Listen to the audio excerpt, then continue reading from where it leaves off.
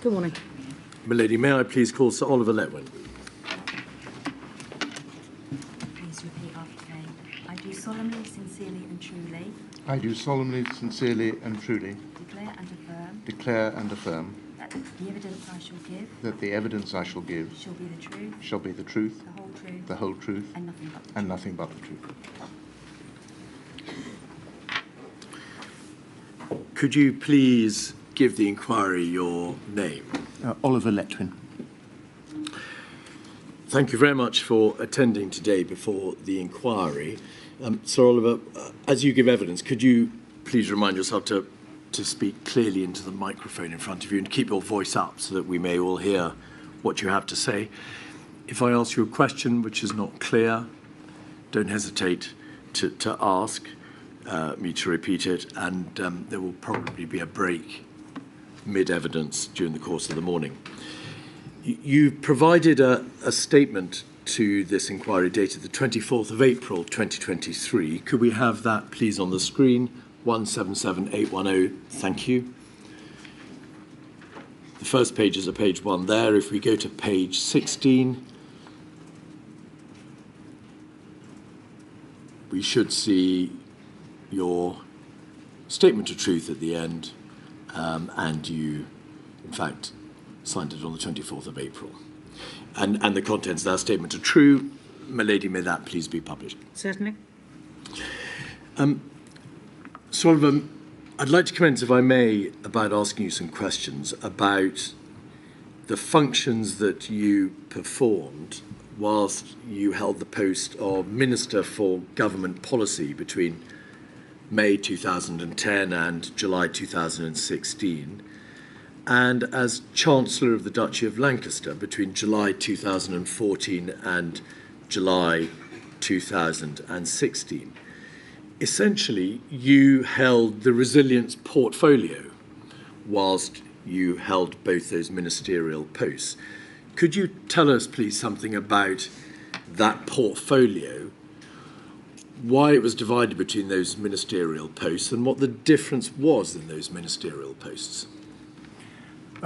Yes, I should clarify that I didn't become responsible specifically for resilience until some point, which I can't exactly remember, but late-ish, I think, in 2011. So, as I said in my statement, it's from 2011 to 2016 that I was specifically involved. And that was in the context of a rather wide-ranging and unusual role,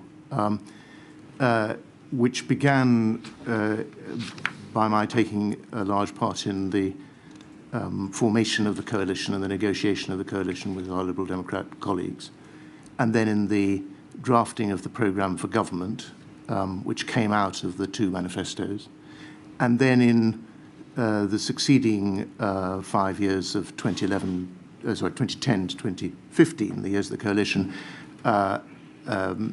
absolutely endless discussions with counterparts in Liberal Democrat cabinet to keep the show on the road and keep resolving issues.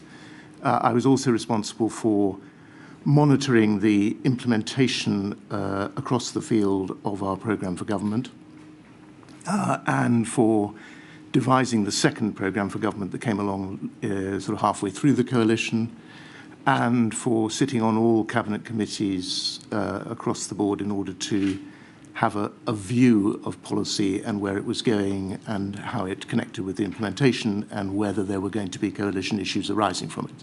So it was a broad portfolio within which resilience was therefore a relatively small part, which has led me to reflect, as you may wish to discuss later, that actually there really ought to be a minister solely devoted to resilience at a senior level. Well, I was going to ask you, may we take it from the fact that whilst you were focusing on resilience as part of a wider portfolio of obligations, there was no minister, and there has never been at any time, a minister whose sole responsibility is emergency preparedness, resilience, response, civil emergencies? There hasn't, as far as I'm aware. And I think that that is an error. I came to that view very gradually, but by the end of my time, I was pretty convinced that we ought to move, and had I remained in situ, I would have tried, therefore, to move to a model where somebody took that position. If you'll allow me, I think I should add 3 other points. One, there's a tendency to learn that lesson in the wrong way. The appointment of a junior minister will achieve nothing, I think, in this domain. It would have to be somebody who's senior and who's close to the Prime Minister in order to get things done, because this, in the end, is not about elegant committee minutes and discussions. It's about pursuing things to the end and trying to find out whether things have actually happened and whether they're going to work. And that requires someone senior and close to the central government to get prime ministerial authority behind things, because that's the way things happen in government. The second point I want to make is that whilst I think that there needs to be a group of people who are devoted exclusively to resilience in the sense of preparedness, and they probably need to be separate from a group of people who are ready to service and handle emergencies as they arise, the minister, in my view, needs to fulfill both of the roles that I was fulfilling very part-time, full-time, but both of them simultaneously. You learn a lot when you're dealing even with minor crises about how to prepare for other crises, including complicated and major ones. And I think it's by being present in, during, and taking some responsibility for the handling of crises that you learn most about how to prepare for them. So I would keep those 2 things together.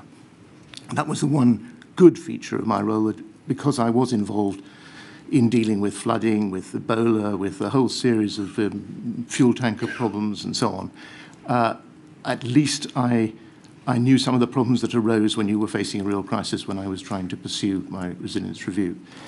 And the final point I'd make is this, and I find it difficult to explain this briefly and articulately, so forgive me if I'm not as articulate as I should be, but there's all the difference in the world between discovering that something is the case, shall we say, that the diesel available for backup in local authorities is all very well for the local authority vans which run on diesel, but not much use for the care responders who use petrol, and actually getting to the point where there is petrol available. And you don't do that by attending to it on Monday and then waiting a long time. You have to attend to it on Monday and Tuesday and Wednesday and Thursday. And that really is very difficult to do if you're doing an awful lot of other things. I tried to do it in the fields that I preoccupy myself with in resilience, but I'm very conscious that I didn't have enough time to do as much as I should have done. That's extremely helpful, thank you. May we take it from what you've told us, Sir Oliver, then, that the issue of resilience, of preparedness, and perhaps also some of the other areas involving civil contingencies, such as the risk of cyber attack and so on and so forth, was not a formal area which was assigned, if you like, to one or other of the ministerial positions that you held. It was a function or a post or an area that you grew, that you devoted attention to, and which perhaps took up a larger amount of your time. It wasn't a formal policy area for which you took formal responsibility by virtue of one or other of those ministerial posts. That's correct. All right. Could you just help us, please, with the differences between the various ministerial positions to which you've made reference? Is the Chancellor of the Duchy of Lancaster a more senior ministerial post than, for example, the Minister for the Cabinet Office? The Chancellor of the Duchy of Lancaster is like the Holy Roman Empire, neither holy nor Roman nor empire, neither a Chancellor nor much of a duchy, and it's just an honorific, an ancient honorific. A minuscule proportion of my time, perhaps an hour a month, was spent on Duchy of Lancaster business. And that will be the same for any Chancellor. There's a perfectly well-oiled machine that looks after the Queen's lands in Lancaster and does not need to preoccupy a minister. My real role was as so-called Minister for Government Policy, and actually, really, under that, I was simply a jack of all trades, a Mr. Fix-It. I did what it was that the Prime Minister wanted done. And that was holding the coalition together, making sure that our programme for government was implemented, and trying to fix crises as they arose. It was really out of the third, the fixing crises as they arose, role, that I slipped into resilience and became progressively, as I learned about it, more and more concerned about our state of resilience or lack of it, and became more and more involved in it, and eventually decided that really I ought to, or somebody ought to, spend their entire time doing it.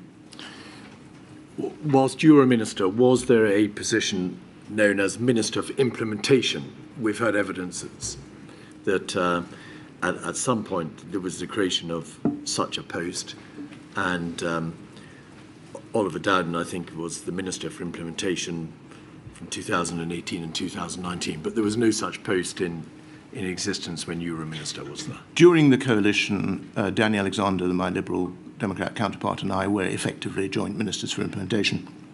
Our job was to make sure that the coalition programme was implemented. And in a coalition, of course, that's a matter of contractual obligation. It's not just a matter of will or desire. So it was vitally important to the sustaining of the coalition that we were confident that that programme was being implemented. All ministers, by definition, start off, by and large, as amateurs. To what extent did you have to learn on the job in relation to the field of emergency preparedness, resilience and response? Completely. I think I can accurately say that when I began, it was entirely new to me. I'd been in opposition, Shadow Home Secretary, for example, so I had seen some of the issues arise, but that's a whole different thing from actually trying to deal with crises and trying to deal with preparation. It was when I actually sat in the Cobra room and discovered that we were not properly prepared to deal with a fuel tanker crisis or to avert it, discovered that the Civil Contingencies Act emergency powers were powers for having an emergency rather than preventing one, and discovered that it was only through the army that I could actually get someone to organise for the tankers to arrive at the petrol stations in order to prevent the strike being effective and thereby ultimately prevent the strike, that I discovered that there was a whole set of problems here I knew nothing about, and that's when I began to learn about them. And is one of the more difficult features of being a minister concerned with emergency preparedness, resilience and response, that you're necessarily having to deal not just with the arcane world of policy and guidance and the general application of principles, but with, to use a word that we've seen many references to, operationalization, that is to say, having to respond to crises and to civil emergencies and to have to take practical operational decisions for which perhaps one may not be terribly well suited or trained. Yes, I mean, first of all, in answer to that, I should say I don't think this is an area where policy matters terribly. Policy matters where there are disagreements about the direction in which some aspect of the country's affairs should go, and your government has a view, and then it seeks to find means of fulfilling that. There are no disagreements here that I'm aware of, right across the political spectrum. We all want to prevent emergencies arising. We want to minimise their impact when they do arise. This is not an issue for argument and debate and policy. There's only one policy, which is minimise emergencies and make ourselves as resilient to them as we can. It's all about the operations. It's all about finding out what actually is there on the ground. It's all very well having committees and structures and guidance documents, and these can come out of your ears without actually knowing that you've got the right things there. You know, you can have a guidance manual about PPE, but if there's no PPE there, it won't be available. To what extent, whilst you were a minister, were documents such as the 2011 influenza pandemic strategy or the risk assessment protocols and guidance brought to your attention? Well, they weren't, but for a reason which I've described in my We'll come statement. We'll come in a moment sort of to your request that there be a number of reviews and to what the response was. But in order to gain some understanding of the level to which you had to descend in terms of looking at the guidance and the policy documentation and the protocols and the approaches, the written strategic material relating to how to respond to a crisis. Was that the sort of material which would find itself to ministerial level? Typically, it did arrive for blessing at the end of a very long bureaucratic process that had led to its formulation. But in the areas that I was focusing on, as I've explained in the statement, I was not focusing on pandemic flu because I was advised that that was already being very well dealt with, and I delegated that, therefore, to Clay Smith, who may want to come back to that. It's a matter of regret on my part. But in the areas I was delving into, proactively, the whole of our critical national infrastructure, which I believed increasingly and still believe is wildly under-resilient, I was not spending time reading guidance documents and policy documents. I was spending time with people who were running the telecom system, the grid, the district network operators, the ports, the airports, the people who ran the supply chains for critical chemicals and so on, and spending hours with them, hour after hour, in an inquisitorial mode, rather as you're doing with me now, to try to find out whether, rather than all the documents and guidance, they actually had the things in place that needed to be in place to make them resilient. So how does the system work in a ministerial office, Sir Oliver, in relation to the signing off, if you like, of important strategies, policies or guidance? So take, for example, during your time in office, there would have been and there were produced a number of risk assessments, generally biannually, and those risk assessments would be drawn up by reference to particular and different risks, and they would be revised and considered by any number of government departments, by external advisors, by chief scientific advisors, by chief medical officers in relation to health risks, and so on and so forth. That biannual risk assessment would then come to you as the minister, and you would be presented with it, and presumably you would be asked to give your assent to its promulgation. Yes, but your description is accurate. That's to say, I didn't know the details, but I was aware that each one of these risk assessments had been through this awesome process you described with any number of experts. And I was, of course, an entire amateur. I mean, I know nothing about the science of the spread of diseases or the science of almost any of the other things that might have come onto the risk register. And nor was I expected to be an expert in the science or the professional judgments. So it was, of course, absurd to suppose that I could counteract or overrule all these experts. Or even be alive to the particularly difficult doctrinal or practical issues which underpin the particular document with which you were being presented. Well, I think that I should have said to myself, in retrospect, not are all these experts wrong, but have they asked the right questions? Because that is something an amateur can do. Perhaps only an amateur can do that, in the sense you have to be outside the system, I think, to a degree, to be able to ask that question. And that's why I came to the conclusion gradually that we needed a sort of red team that was going to ask the right questions, because I didn't even know enough to ask the right questions or to know whether they'd ask the right questions. I think in the case of the critical national infrastructure, by the end, I got close enough to the subject so that although obviously I can't run the electricity system and I don't know how the telecommunication systems operates as an engineer does, I did know what questions to ask by the end, because I'd asked so many questions and seen so many answers that I'd begun to suspect the things I wasn't being told. You can't do that for areas that you're not deeply involved in. Emergencies are, by definition, of course, not business as usual. Is there a case, therefore, for a formal system of training of those ministers who are tasked with the heavy obligation of dealing with civil emergencies? Not only a case, I think an overwhelming case, but that's just part of a much wider need for training, which emerges, I think, extraordinarily from all the papers that you've asked me to review and which I got the sense of gradually anyway, and why I'm so very glad to see in the resilience framework document the government has now produced that there is to be an academy.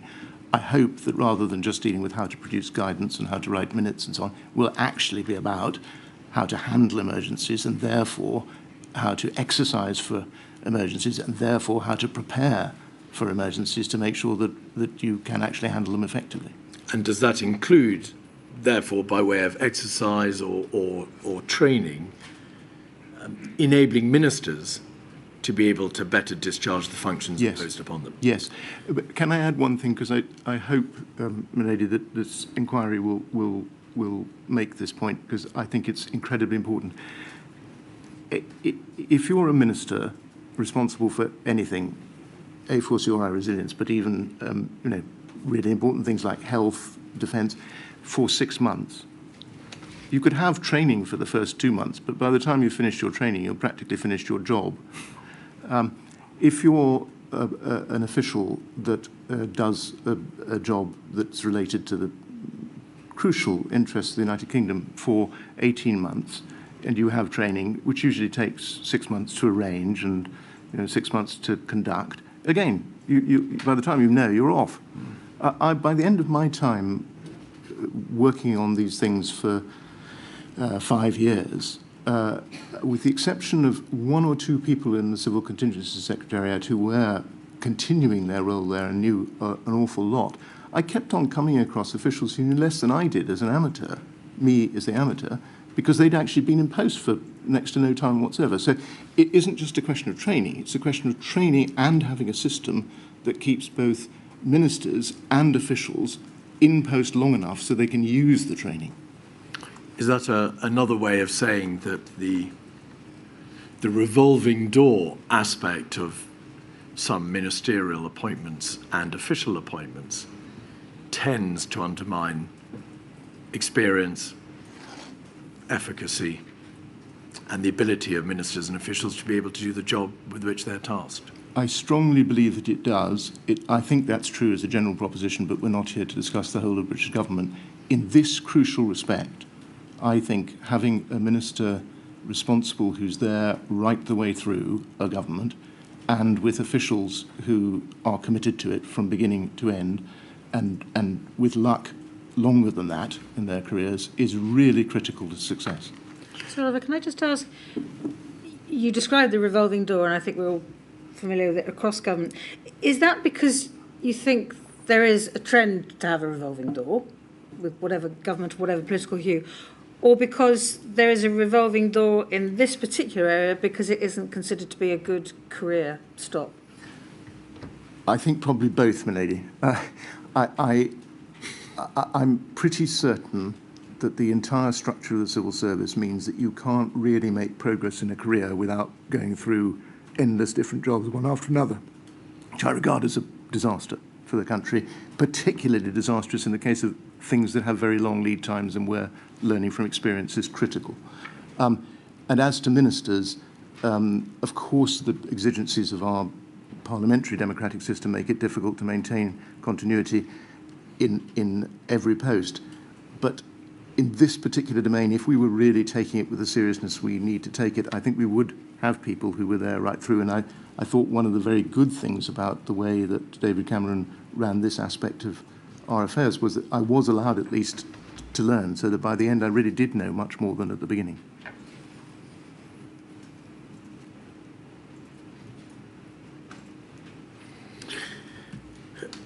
Sir Oliver, in your witness statement, you make reference to a specialist committee called the National Security Council Threats, Hazards, Resilience and Contingencies Committee, which we believe was commenced around the time, I think, that you became Minister for Government Policy. But it was a committee which was very much within your brief, because you and David Cameron agreed that there ought to be a specialist unit in the Cabinet Office which would deal with matters such as horizon scanning, which would feed into that committee. Can you recall whether or not the Cabinet subcommittee structure gave as much weight to the issue of hazards and civil emergencies as it did to the issue of threats, national security threats of the type, I don't know, terrorist outrages, CBRNE attacks, the behaviour of rogue states and so on and so forth. Was there equality, do you believe, between the two systems? Or was the system that dealt with hazards crowded out to some extent by the focus on threats? I think there is always a danger that threats are more considered in Whitehall than hazards, because there's a huge apparatus dealing with threat. MOD, the Foreign Office, the agencies, security agencies, the National Security Advisor, on and on. Whereas there hasn't been up till now, though I hope there now will be with the head of resilience, and if the Man Alexander suggestions for an integrated management system were adopted, or indeed very similar to what the Rycroft review I now see recommended in 22, maybe we could create if not equivalent, at least a counterbalancing power in Whitehall, pushing for consideration of things that aren't threats. So I think the answer to your question is that it was overbalanced towards threats. But may I just point out something else which gets lost in the dichotomy threat-hazard? Actually, for most of our fellow citizens, for people who were bereaved in COVID or people who were affected by any of the other disasters which have afflicted our nation over many decades and centuries, actually it's the impacts that count and not the causes. And whether a biological agent is released by nature or by a state actor or a non-state actor, a terrorist, whether the whole of our critical national infrastructure goes down because there's space weather or because there's a cyber attack by a malicious party, it doesn't matter from the point of view of the way we prepare to respond and the response we exhibit. It's the impact that we need to deal with on behalf of our people, in particular the most vulnerable people, the people who are vulnerable to that impact. And unless you focus on impacts, you can't focus on the right vulnerabilities, because it's not the cause that causes some people to be more vulnerable than others. It's the impact that causes some people to be more vulnerable to others. Old people may be more vulnerable to some impacts, young people to others, and so on. So it's not so, I mean, although I do think it's important to separate between threats and hazards because of this overbalancing towards preoccupation with threats, because of the structure of government and the weight of the money. Actually, I think the most important shift to achieve is a shift from focusing on causes to shift to a focus on impacts and dealing with impacts and preparing to deal with impacts and minimising impacts, and particularly minimising impacts for the most vulnerable people in relation to that impact. Does it follow from what you've said, Sir Oliver, that going forward, the system for the assessment of risk, for the consideration of response, for the development of resilience, needs in a general sense to focus more on impact as opposed to likelihood or cause? Absolutely. And you introduce an important element that I hadn't mentioned, which is this question of likelihood. I have great respect both for economists and for the Treasury, genuinely. It's not a snide remark. But there's a terrible danger in treasuries the world over and amongst economists the world over that they're fixated with discount rates and probabilities. So if event X has a low, very low probability of occurring and is likely to occur a long time away, when you multiply the probability low by the discount rate high, you come to the answer that it's not worth worrying about it compared to things which are right in front of your nose. And this is a very bad mistake, because events with huge impacts that are very unlikely and may not occur for many years, if they do occur, will nevertheless have huge impacts. And as we've discovered, those are, in every sense, human terms and economic terms, incredibly costly. So I think it's vital not only that we focus on impacts, but that we focus on major impacts. That isn't to say we should ignore the minor ones, but actually I think we're pretty good at handling the minor ones. It's the major ones that we're not properly prepared for. Milady has procured a copy of a book called Apocalypse How, found, I think, in all good bookshops, but it's your book. Do you say in your book that there has been a failure by virtue of over-reliance on statistics and probabilities, that the system should focus remorselessly on worst-case scenarios without worrying in the least about how likely these are to occur? This ought to be obvious, but it will seem quite counterintuitive in any established bureaucracy, because bureaucracies are used not only to cost-benefit analysis of the sort that is so destructive of fallback option planning, but also to the allied pursuit of probability analysis. So are you saying, Sir Oliver, that the danger, and it is a trap, of course, into which the country fell, is of being unprepared for an event which, although it may be less likely, may have colossal impact? Yes, exactly. I mean, my great regret about not having focused on pandemic flu, because I was advised it was being well looked after, is not actually about pandemic flu. I might or might not have been able to improve preparedness for pandemic flu, but that it might have occurred to me if I had focused on that, that despite the fact that all the scientists had concluded, and no doubt they were right, that there was a very tiny probability, by comparison with the probability of pandemic flu, of some other catastrophic pathogen. It might have occurred to me to say, well, okay, there's a tiny probability, but as a matter of fact, can we, for a tiny amount of money, prepare properly to deal with it in advance? And that would be the right question to ask. Now, you made reference a few moments ago to the reviews that you ordered be carried out whilst you were a minister. And you made reference, in fact, to your junior ministerial colleague, Chloe Smith, MP. Could we have, please, on the screen 13404?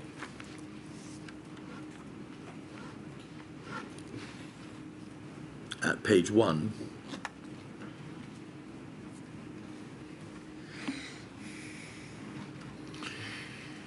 This is a memo dated the 18th of January 2012, copied to a number of people, including your private secretary, as well as the private secretary to Francis Maud MP and a number of senior officials.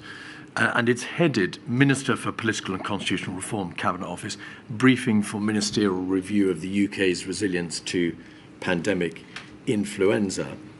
And you will see that the memo concerns a prospective meeting with Anna Soubry MP to review the UK's resilience to pandemic influenza.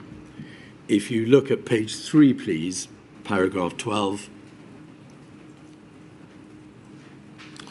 you and Oliver Letwin will be writing to the Prime Minister with your findings. We'll discuss with you when and what form this takes, but this may be some months from now.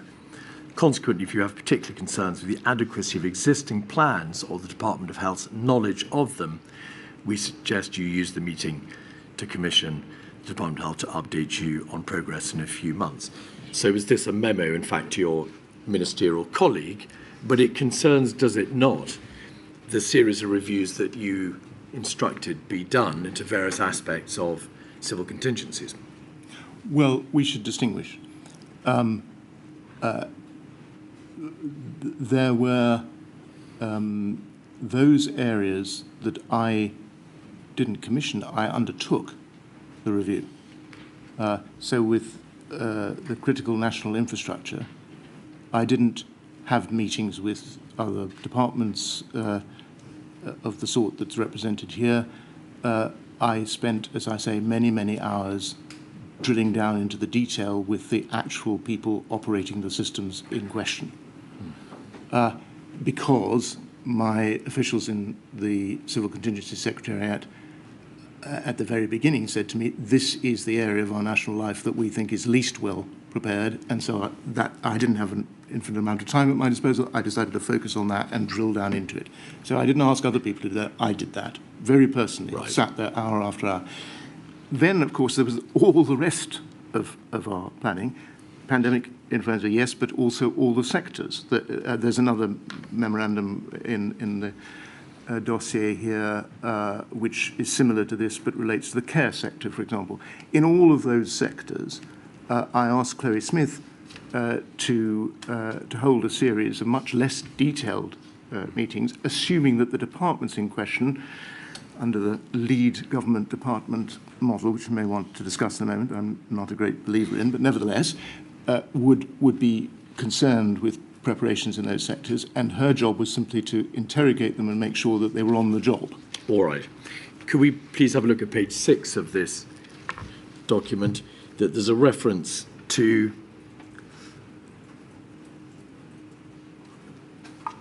maybe back one page, thank you very much. In the middle of the page there is this heading, UK surveillance of other diseases with pandemic potential, so that is to say non-influenza diseases. Yes. The applicability of pandemic influenza planning to other scenarios is good and continues to develop. Obviously, the passage of time demonstrated that that was not an entirely accurate prognosis. This field of pandemic influenza planning and planning for other scenarios, was that one of the areas in which you were able yourself to carry out a review? No. Now you're shaking your head for the transcript. I'm sorry, no, can you say no? It was not. I was advised, as I say, that was under good control, as reflected in this official briefing, and therefore I made the mistake of not looking into it myself. Could you please tell my lady a little bit more about the way in which you asked whether this was an area which required your personal attention, and how the response came back to the effect that this was an area in which we were particularly well prepared and therefore did not require your personal assistance? Yes, and incidentally, I mean, I will, of course, answer that. I should start by saying I don't exonerate myself, because actually I probably should just have paid no attention whatsoever to this advice. Nevertheless, I did. What happened was this. When I took on the job, it was, as I say, in the context of the fuel tanker crisis, and I was dealing with things minute by minute. When I had time to draw breath and to consider what had happened during that uncrisis, because we'd managed to avert it, and what it showed about lack of resilience planning, I thought I really should begin a set of systematic reviews to find out whether there were other areas, like fuel delivery, where we were not well prepared for crisis. And so I asked the CCS, how should we do this, and what is that a reference to the Civil Contingency Civil Contingency Secretariat, I'm very sorry. And I was, of course, aware that the National Risk Register, or the National Security Risk Assessment, or whichever of these documents one refers to, put pandemic flu high, both on impact and on probability. So it was an obvious thing to put high on my review. And I said to them, perhaps we should begin with this. And they said, Minister, that would be a mistake, because there's going to be full exercise, which became, I think, exercise Cygnus. Indeed. There is already a desktop exercise plan, which I think was called Cygnet. There is an indefinite amount of attention being paid to this by the government chief scientist and his team, which I think was true. There is a great deal of attention focused on it from the chief medical officer, which I think was true as well. And it's a risk which is, I hate to use this word, but it was used frequently in Whitehall, owned by the Department of Health. And you'll really just be reinventing the wheel. Why don't you focus on critical national infrastructure, which is much less well investigated? And I followed that advice. As I say, actually, it's absolutely not an excuse for a minister, alas, because you can always ask the following question. You don't have to accept the advice. You can say, well, okay, I hear that advice, but actually I still would like to look at it, and that is actually what I should have done, and it's a matter of lasting regret. I didn't, but I didn't.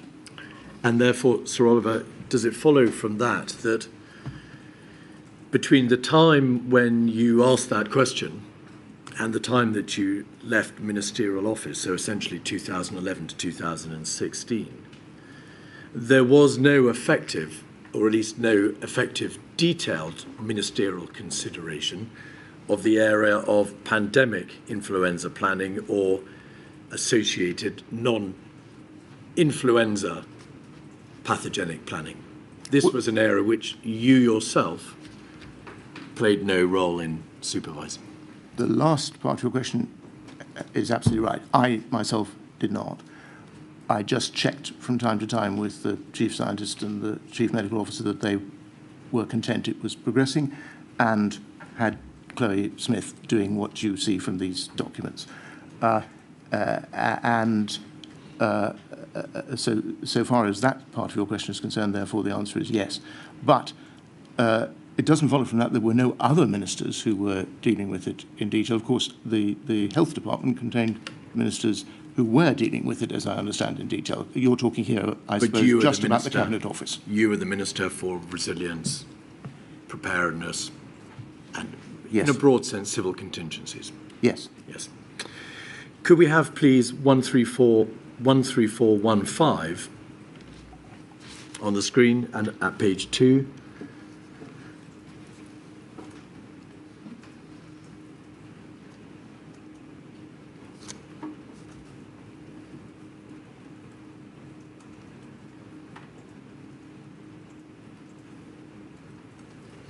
Thank you. This is a memo dated the 28th of January 2013. It's a memo from the Civil Contingency Secretariat, and it concerns the review of UK resilience planning, which was being conducted by, but not, as you've described, by you. At the top of the page, there is a reference to perhaps we could go back one page. Actually, it might be a little easier. And then down to the bottom of the page. On the issue of countermeasures for pandemics, the challenges of ensuring a proportionate response early on in a pandemic when knowledge of the virus was limited were noted. And then this right at the bottom of the page, MPCR questioned whether the stockpiles of countermeasures provided protection. And then over the page.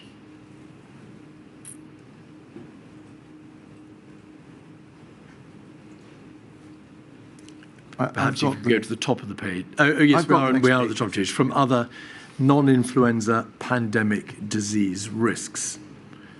So the issue is plainly raised there as to whether or not the stockpiles for influenza pandemic would be sufficient for other non-influenza pandemic disease risks. Was that a question or an issue which was ever brought specifically to your attention? No. I obviously received both the briefing and the account of the meetings that Chloe Smith had, so I will have seen these documents. To that extent, it was brought to my attention, and it looked as though, as you can see from these documents, there was a consensus in the Department of Health and the Health Protection Agency that this was I don't know how to put this, so ludicrous in retrospect, but under control. The evidence may show, it's a matter entirely for my lady, that there were a number of strategic flaws in the United Kingdom's approach to pandemic planning, as it turns out. You've mentioned one of them already in your witness statement, a long-standing bias in favour of influenza and diseases that had already occurred, in particular the 1918 H1N1 Spanish flu pandemic. There may also have been a failure to appreciate properly that viruses were unpredictable with variable characteristics, and therefore the next pandemic may very well not be an influenza pandemic, but be a non-influenza viral respiratory pandemic with just as catastrophic consequences because of high transmissibility and deadly severity. And there also appears in the risk assessment process to be a failure to consider multiple scenarios. There was an approach by which there was a cause agnostic approach, that is to say, a failure to consider the specific nature of a possible future pandemic. And because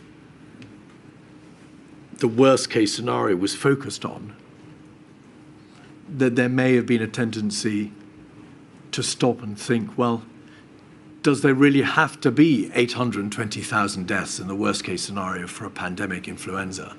What about trying to stop it before it gets that bad? So preventing the terrible consequences from ensuing as opposed to dealing with the terrible consequences once they have ensued. Those are all aspects of arguably a strategic failure to think through the issues. You've referred in your witness statement to the need, therefore, for group think to be eradicated, to be challenged, for red teams to be put into place to challenge orthodoxies, to ask the questions that have to be asked. What did you mean by the reference to red teams and the need to challenge groupthink? I not only will answer that, but very much want to answer that, but may I just, before I do, say that I doubt that the right analysis is that there was a set of experts who got it all wrong. I think it's more likely that what happened was that the fact that it goes back to the impact versus cause issue and the likelihood versus impact issue. I suspect that what happened was that the scientists and the medics all came to the conclusion that the most likely thing was pandemic flu, and that other things had a much lower chance of success in attacking us, and that therefore that attention should be focused on pandemic flu.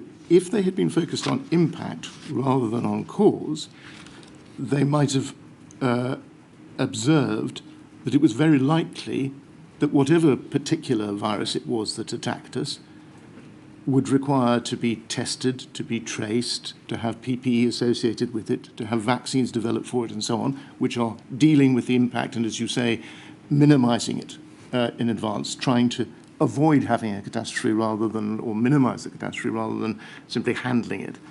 I think that was the mistake, that was the strategic error to which you refer. And I think if we were to reorient our resilience planning towards impacts and to being prepared for them, we could make much better progress. And indeed, in some respects, even at the end of my time, for other reasons to do with Ebola, for example, I pressed for the vaccine network, which Mark Wolpert then took forward with Chris Whitty, and it did happen, and I think was a very helpful thing, although it wasn't developed specifically for the virus we were attacked by, because I knew nothing of it, but I did see from Ebola that there was a need to have a much better system for producing vaccines. I think it's very clear if you look at the results of Exercise Alice, which went on at the very end of my time and was implemented, or perhaps not very well implemented, after my time. Actually, it had looked at the question of the scaling of testing, which Matt Hancock refers to in his evidence, or the lack of ability to scale testing. And it also looks at the question of the rollout of tracking data. So these things were known, but they were not being attended to because people were not thinking about impacts in general. They were monomaniacally focused on pandemic flu. This is exactly why I think a red team is needed. And what do you mean by a red team? How in future can orthodoxy be challenged effectively within the confines of a bureaucracy, in the confines of a government system?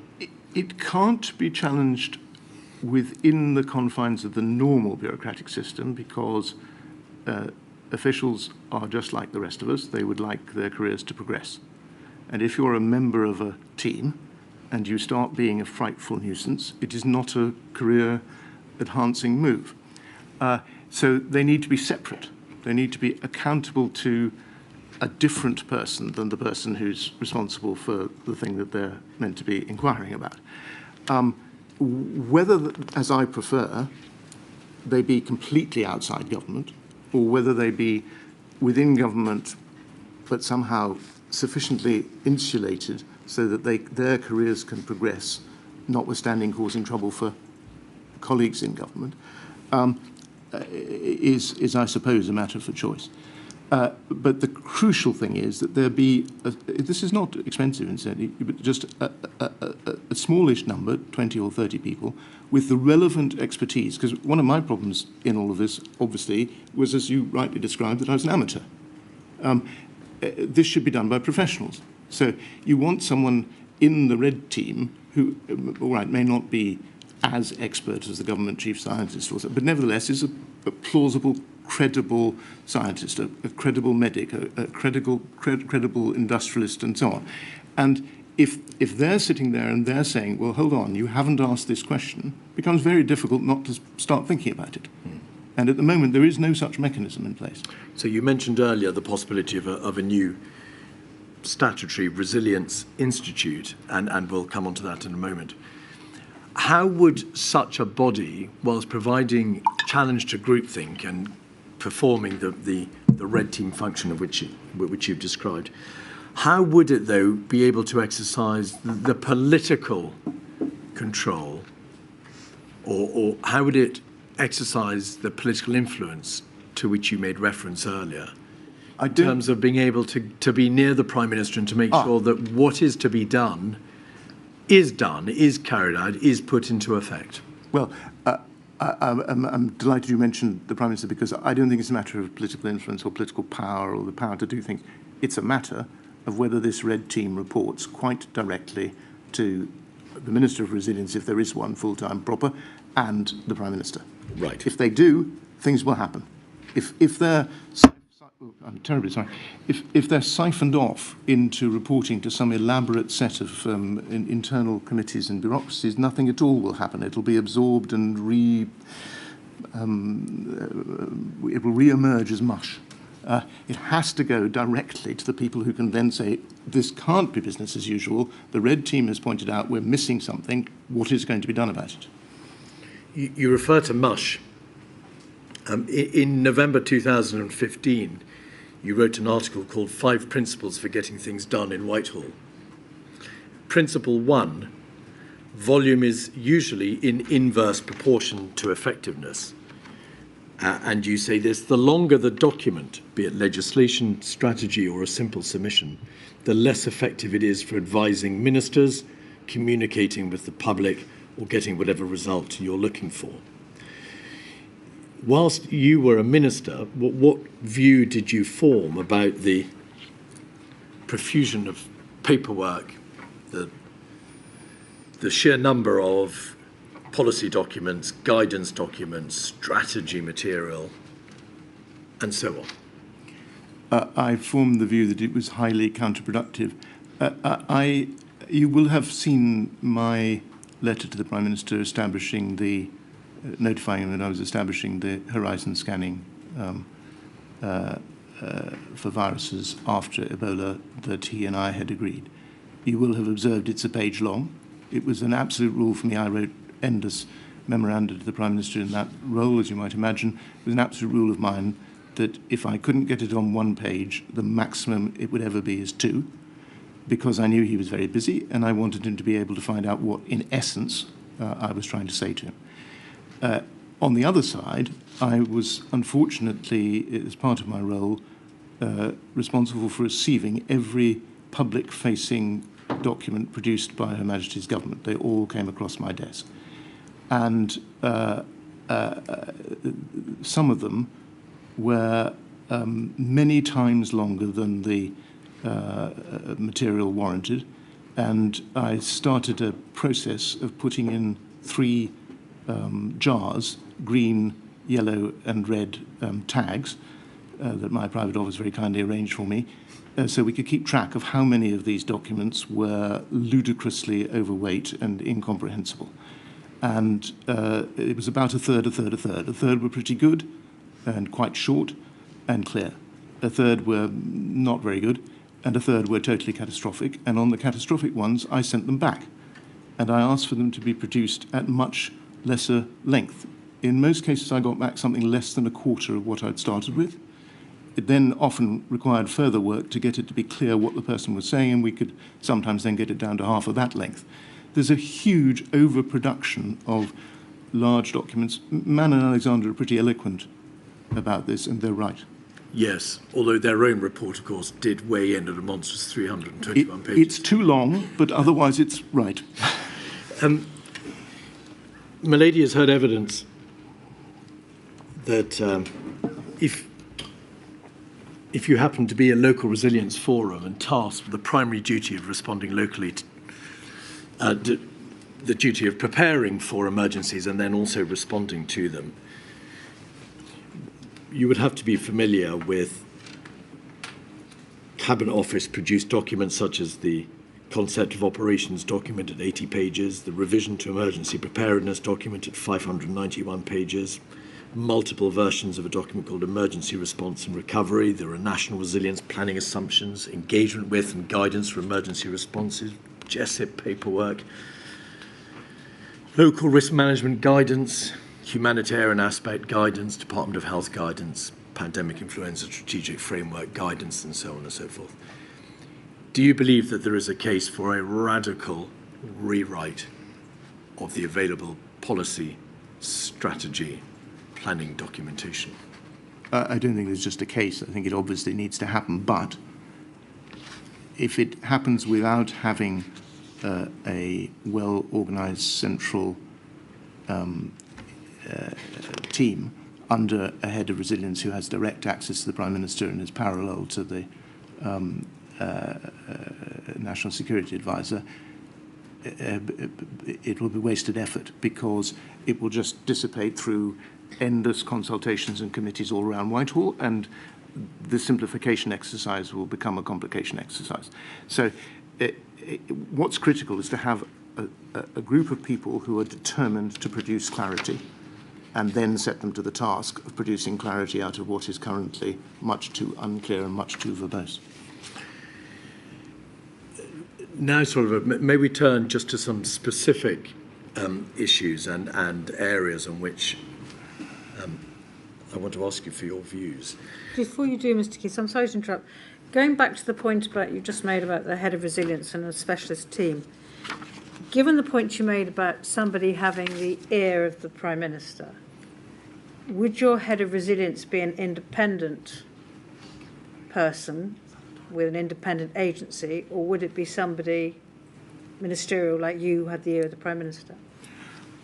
Well, there are various models around the world, and some of them do have an agency.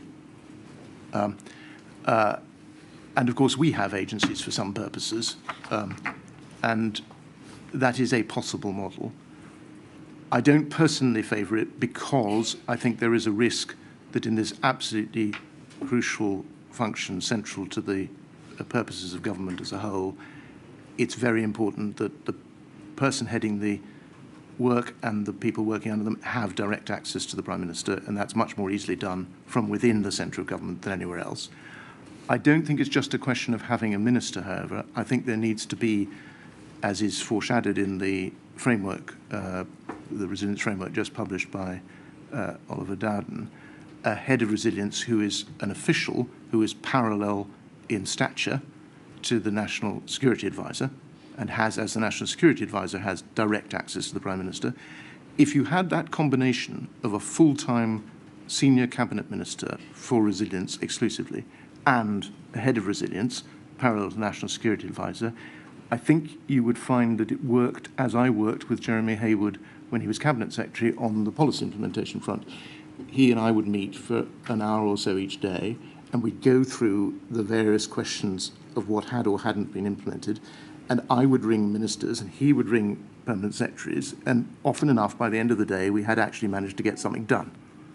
And that's what you need as a sort of pincer movement. And you need those people then to be able to walk into the Prime Minister's office without too much ado and without having to schedule it weeks off and say, we've hit a problem here. We need your help in commanding that something be done. That, I think, would be the most effective model, but I understand that there are people who think that, and there are reasons why they might think that an independent agency would be better, less captured by the system and so on. I don't discount that possibility, I just think it's less perfect.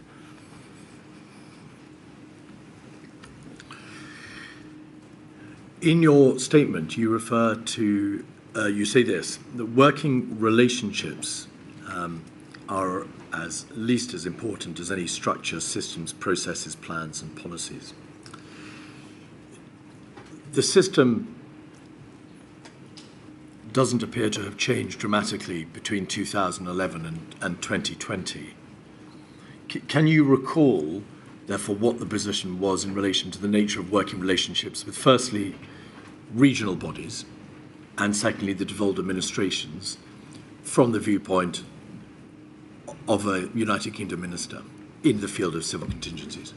Well, by the time I was dealing with resilience issues, the government offices of the regions had been abolished. Indeed, in 2011. Yes, I think fairly early in 2011 it must have happened.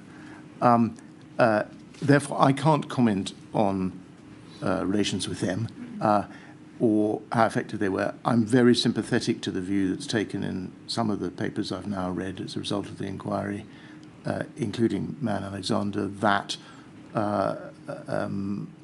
it would be helpful to have a regional tier coordinating local resilience forums. I hadn't thought of it before reading these papers, but I see now that might well be a useful thing. I can, of course, comment on relations with the devolved administrations, not actually in relation to the resilience planning that I was involved in, because when it came to the critical national infrastructure and trying to make it more prepared for various kinds of impact, that was an England exercise, because the critical national infrastructure is a devolved matter, and I would not have succeeded in doing the kind of inquisitorial work that I was doing with the English providers of the structures, the infrastructure, in the devolved administrations. However, when it came to handling specific crises, so for example, flooding, Ebola, the fuel tanker crises, we did have repeated involvement of the devolved administrations, senior representatives of the devolved administrations, appearing in Cobra, usually by video. And I had offline pretty continuous conversations with, for example, John Swinney, who was then, I think, the Deputy First Minister in Scotland. And I have to say that although, as you might imagine, there was some friction with the Scottish administration when it came to constitutional issues about independence and union, there was no friction when it came to dealing with these, that I could observe, when it came to dealing with these issues. And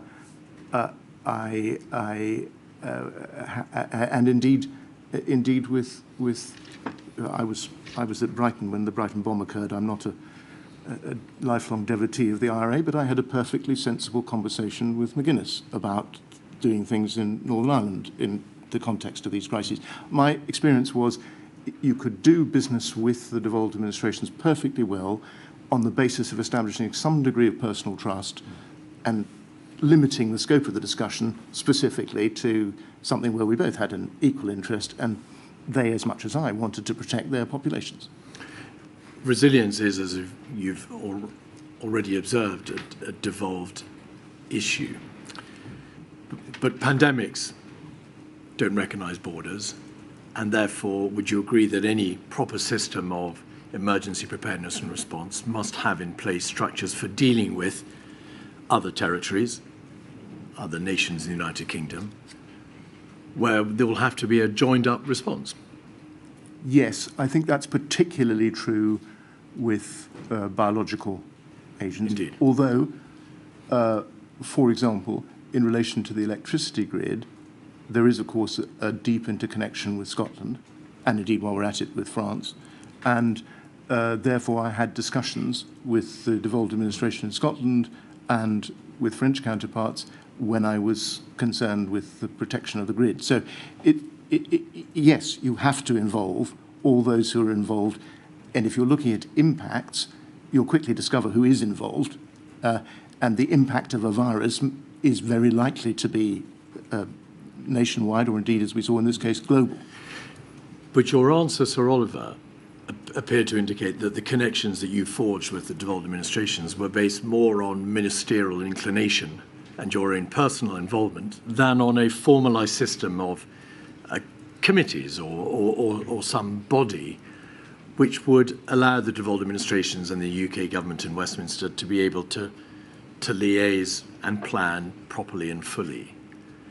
Was there not in place that formal structure?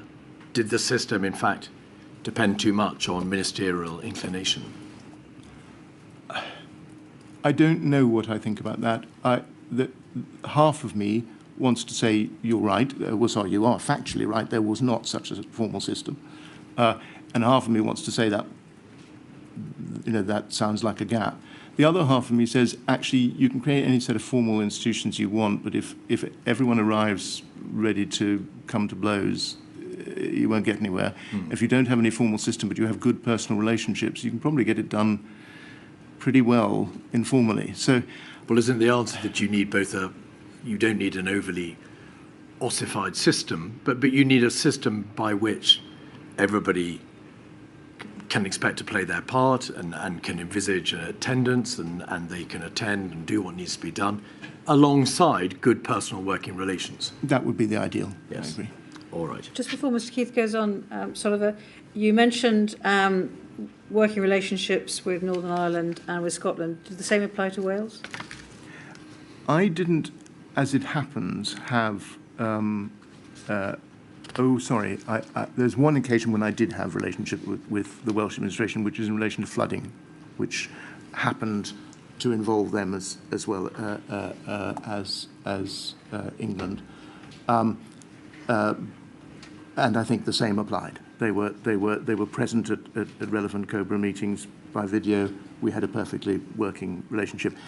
As it happens, in the other cases I was dealing with, Wales was not a particularly material issue.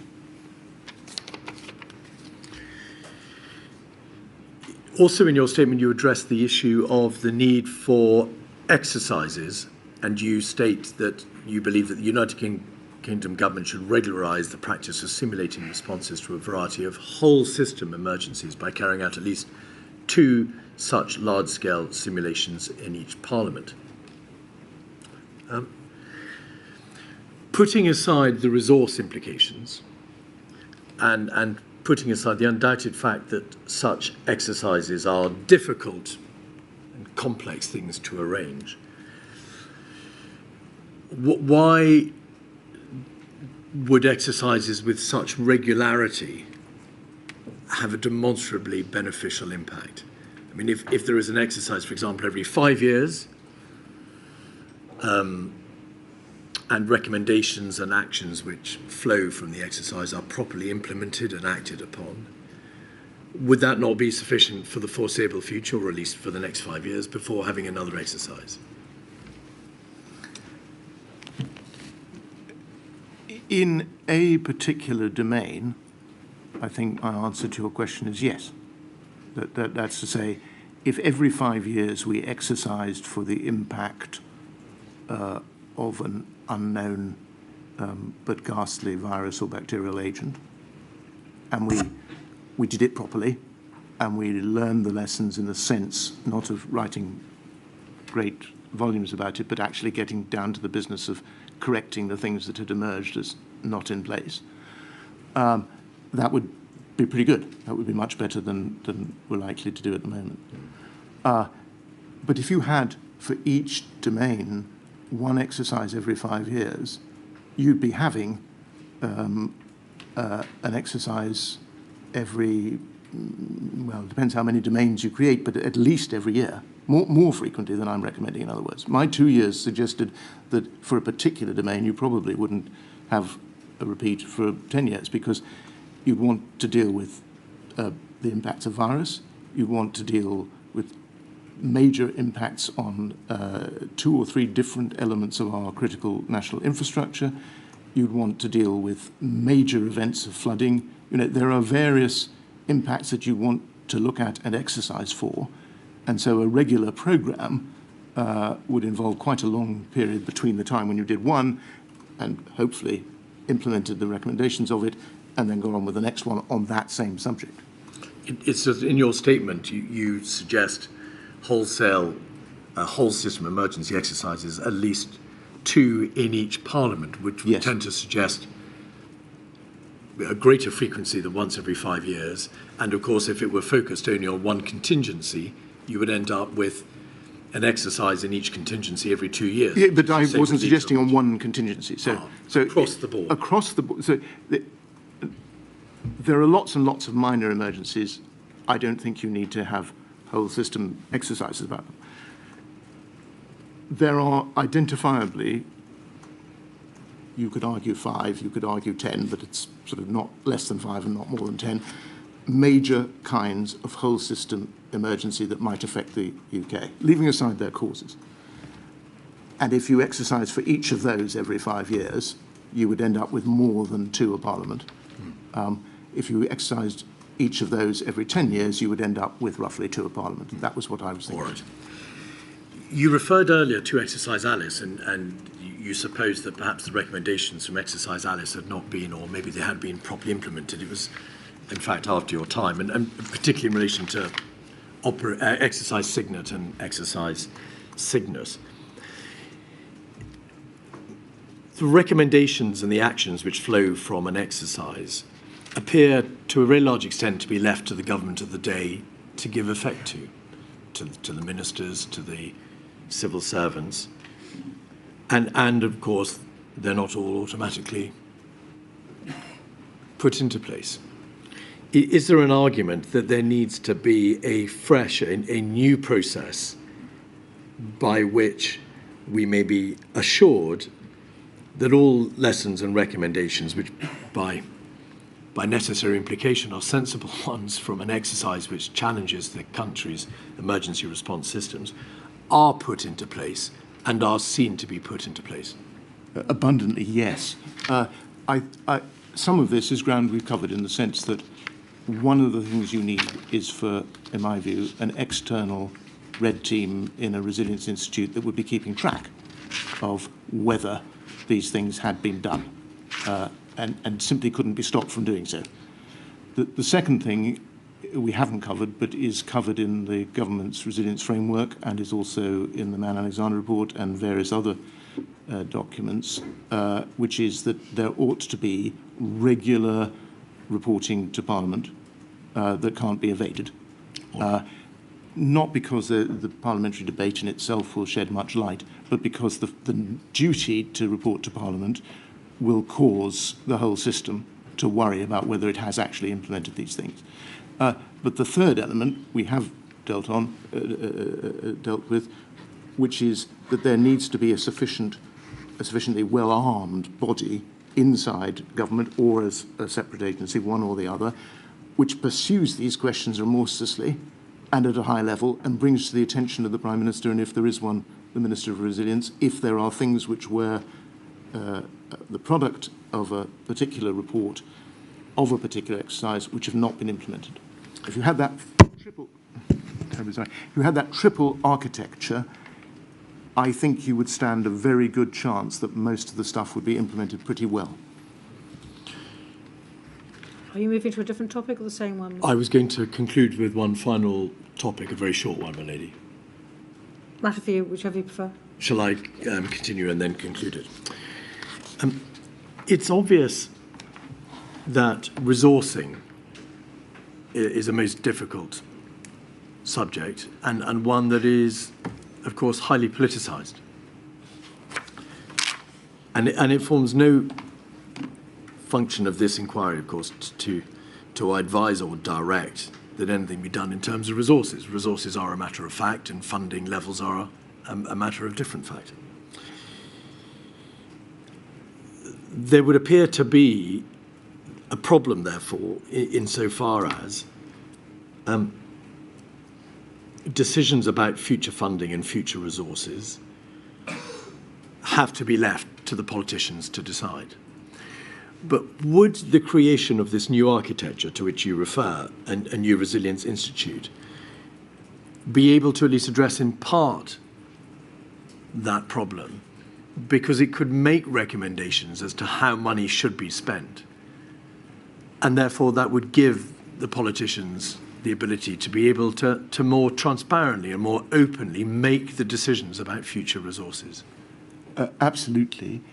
I see that as one of the major roles of the Resilience Institute.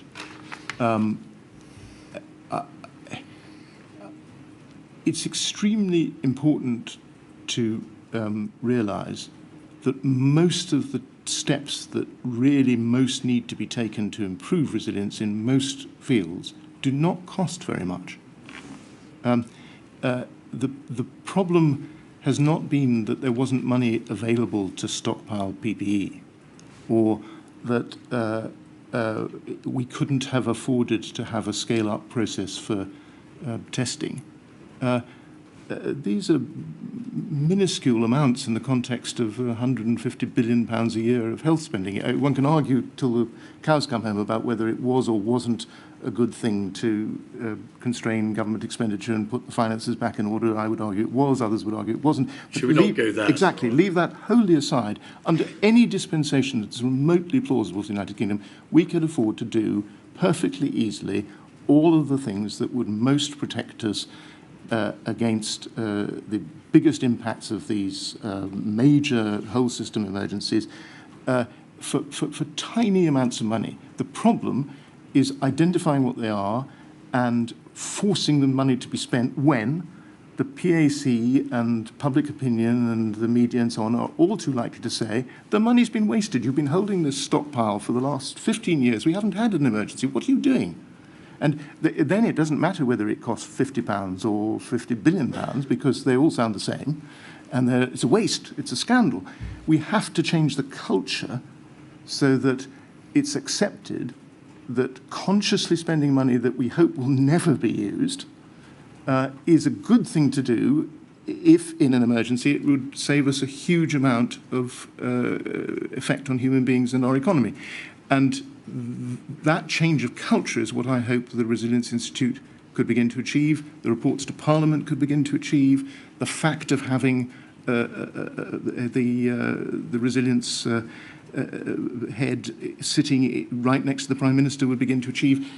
Once you accept that this is a fundamental feature of government and well worth spending a little bit of money on, then you've changed the culture and much will follow. Does that analysis apply equally to the field of public health improvement, which I think it's generally accepted as a far more expensive matter than the narrow area of emergency preparedness? Because in the context of a pandemic, a health crisis, a more resilient public health structure is obviously desirable, but is itself perhaps very much more expensive. I don't think that most of the things that are most important in that domain are very expensive either, by comparison with the vast sums under any dispensation we're going to be spending on health. It's typically much, much cheaper to prevent things, whether in the health domain or any other, than it is to deal with the after effects. We've just spent, I don't know what it is, 300, the inquiry will probably find out, 350, 450 billion pounds on the effects of COVID. We're talking about minuscule amounts by comparison with that. And it's well worth investing in advance. Sir Oliver, thank you. Two short questions from me, Sir Oliver. You seem to be disparaging about the lead government department model. It's inevitable that the expertise on Transport will lie in the Department for Transport and Health and the Department of Health and so on.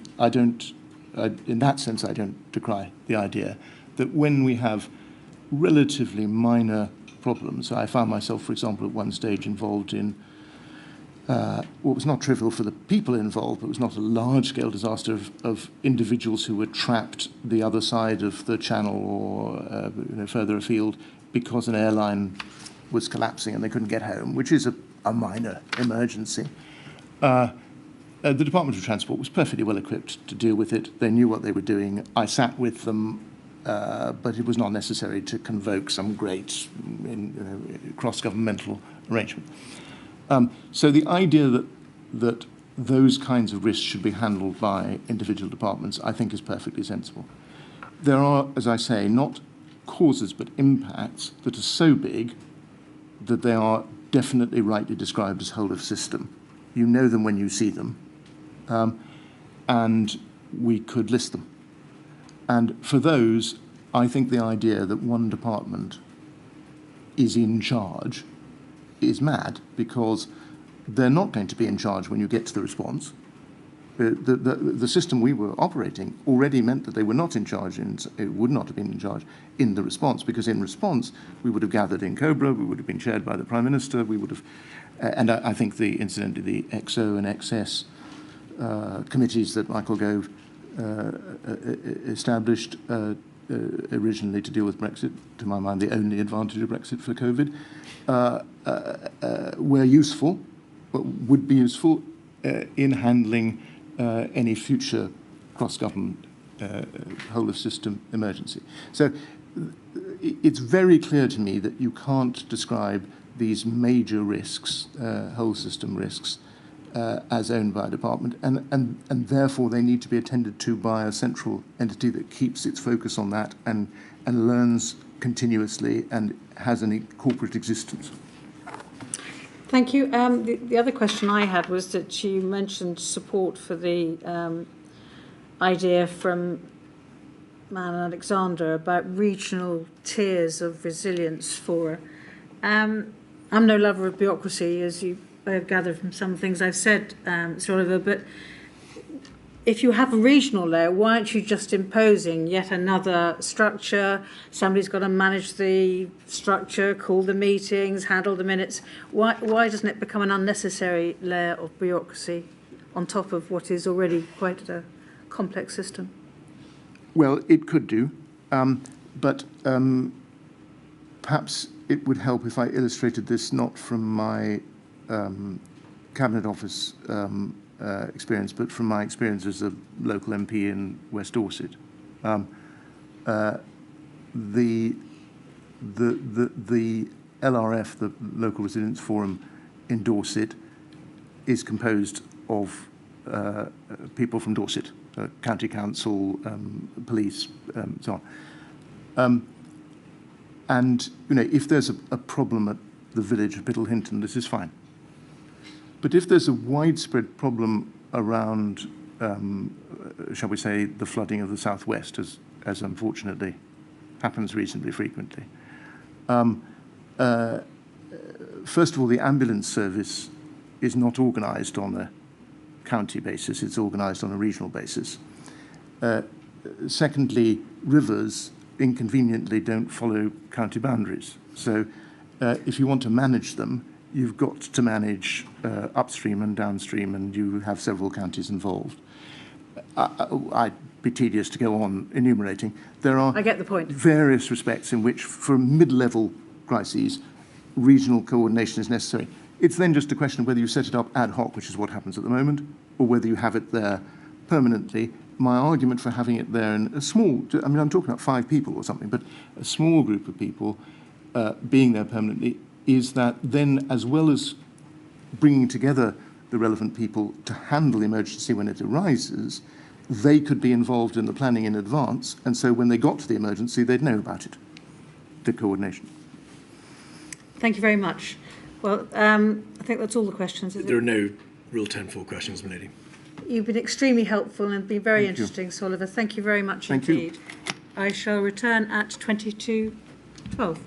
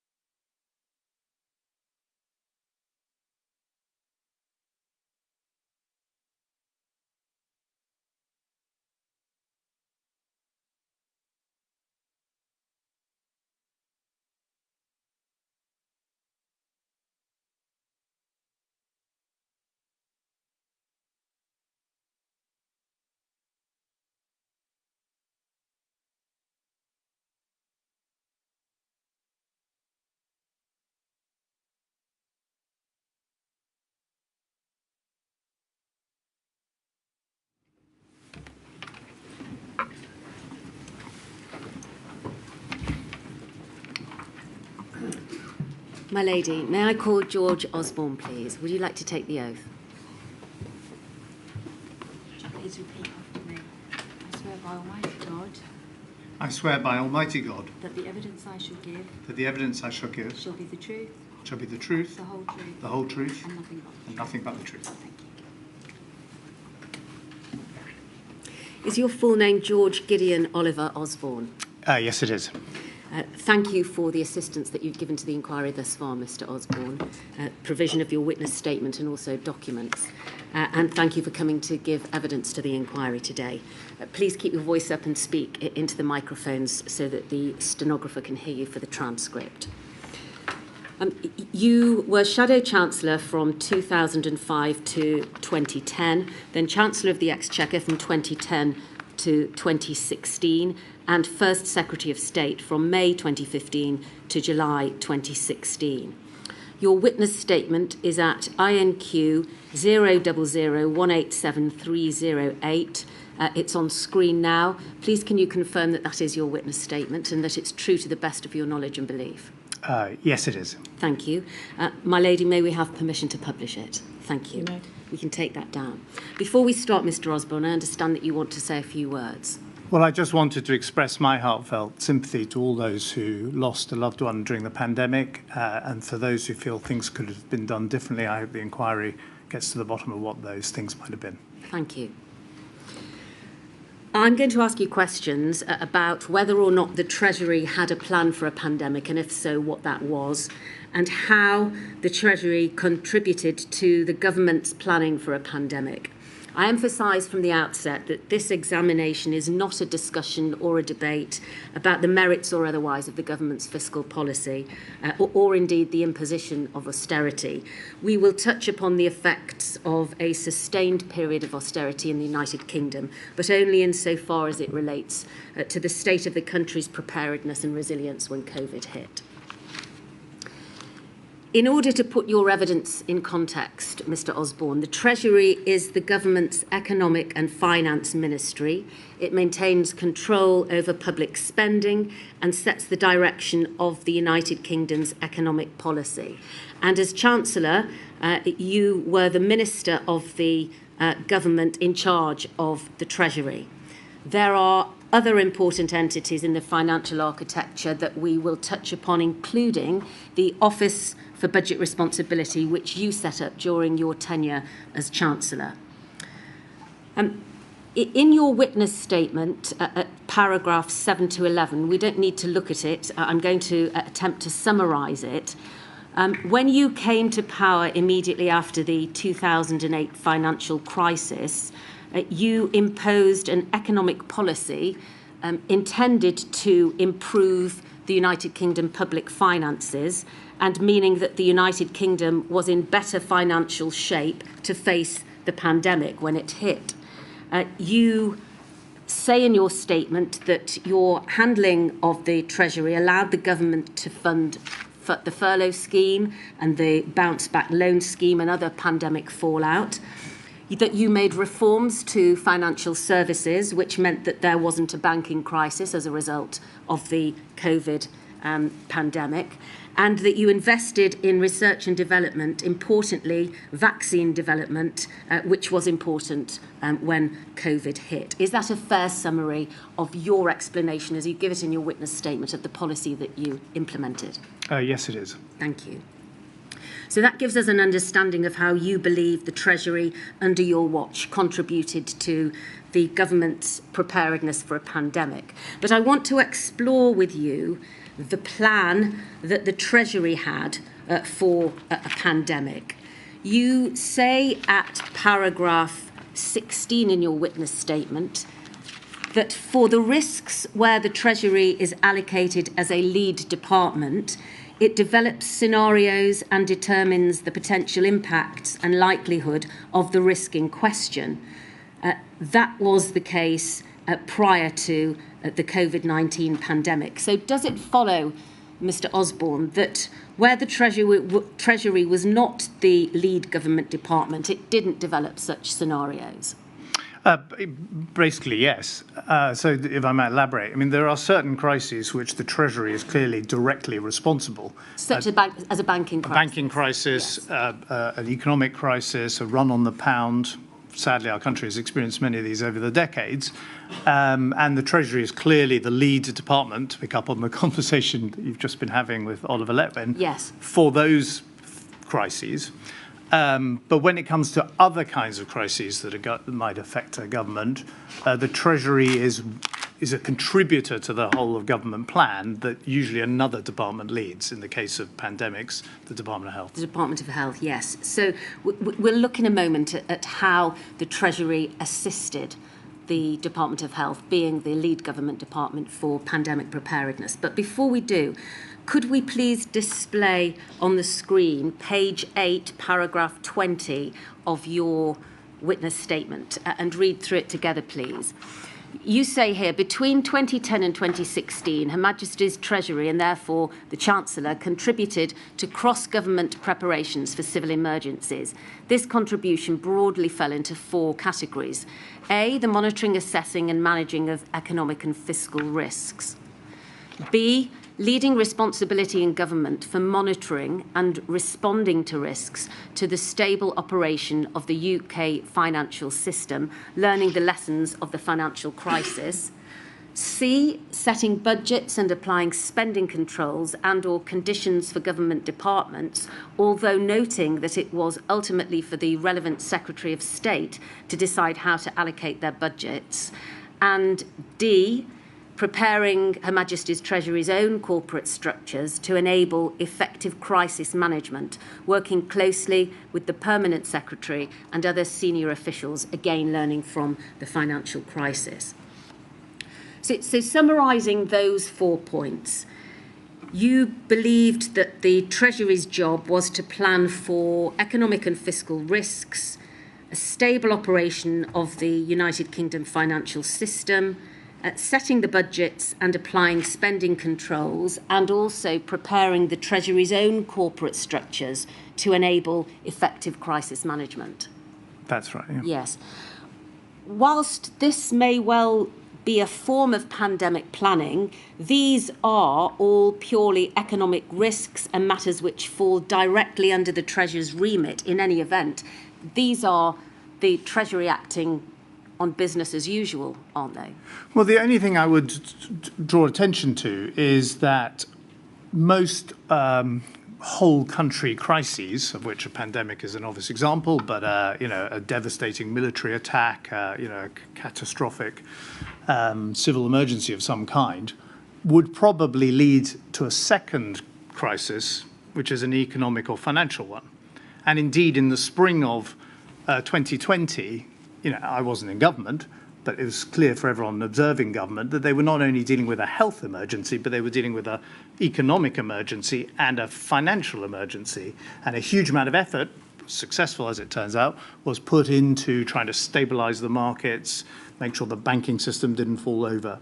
And so I think, it's quite hard to think of, crises on the scale of COVID that would not also have the potential to tip into a fiscal crisis and or a financial crisis, fiscal being about the ability of the government to fund itself, financial being about the ability of the banking system to cope with the crisis. So I think, unlike other things which you might look at, most major civil crises have the potential to tip into an economic and financial crisis. All right.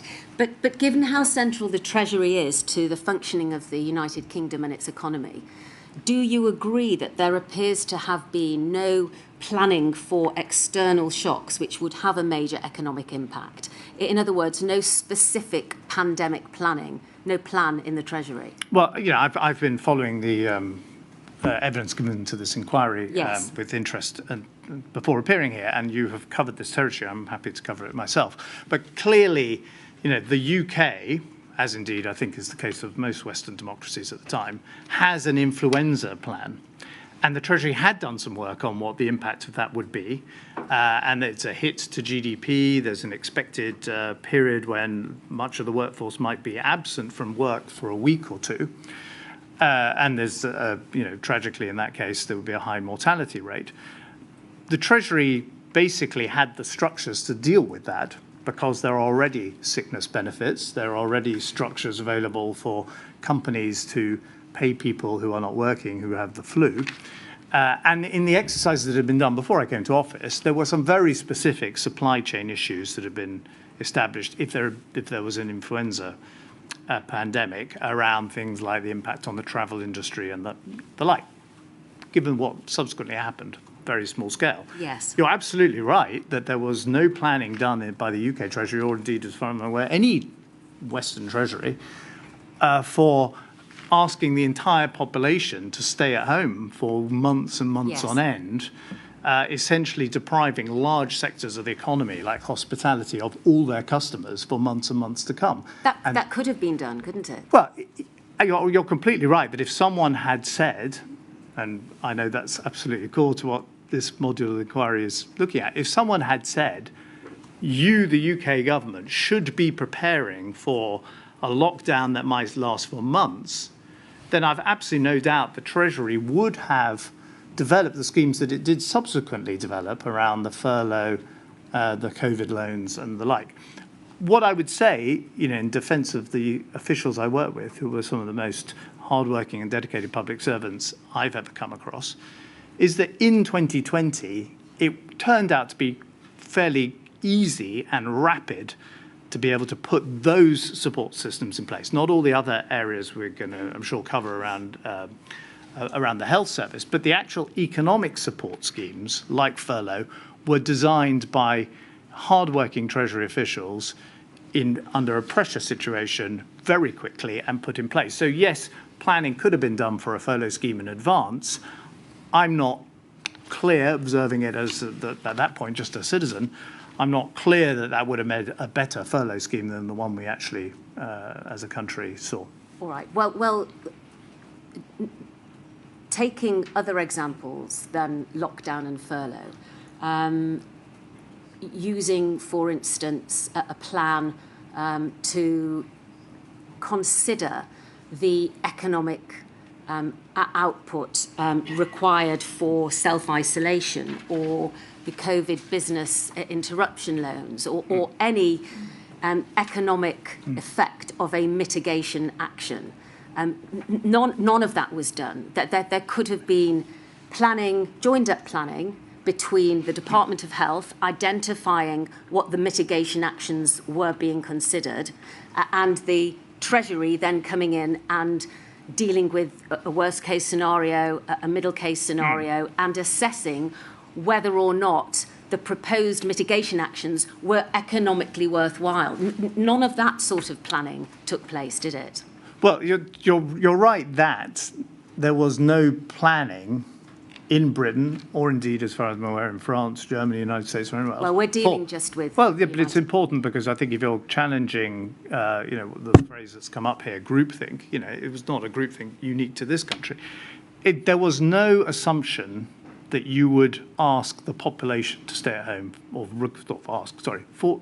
mandate that the population stay at home for months and months on end, and so there was no planning for a lockdown.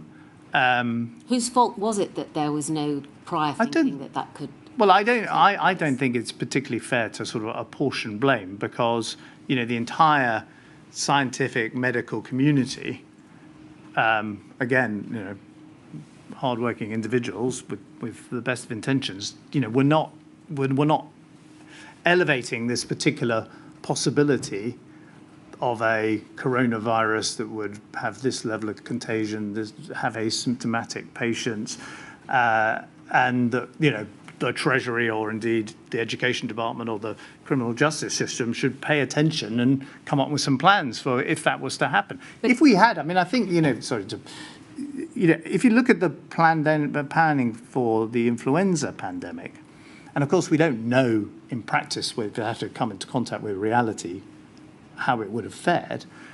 But it's clear that the Treasury, and indeed the rest of the government, responds to reasonable requests by saying, yes, please stock antivirals. Yes, please have in place advanced vaccine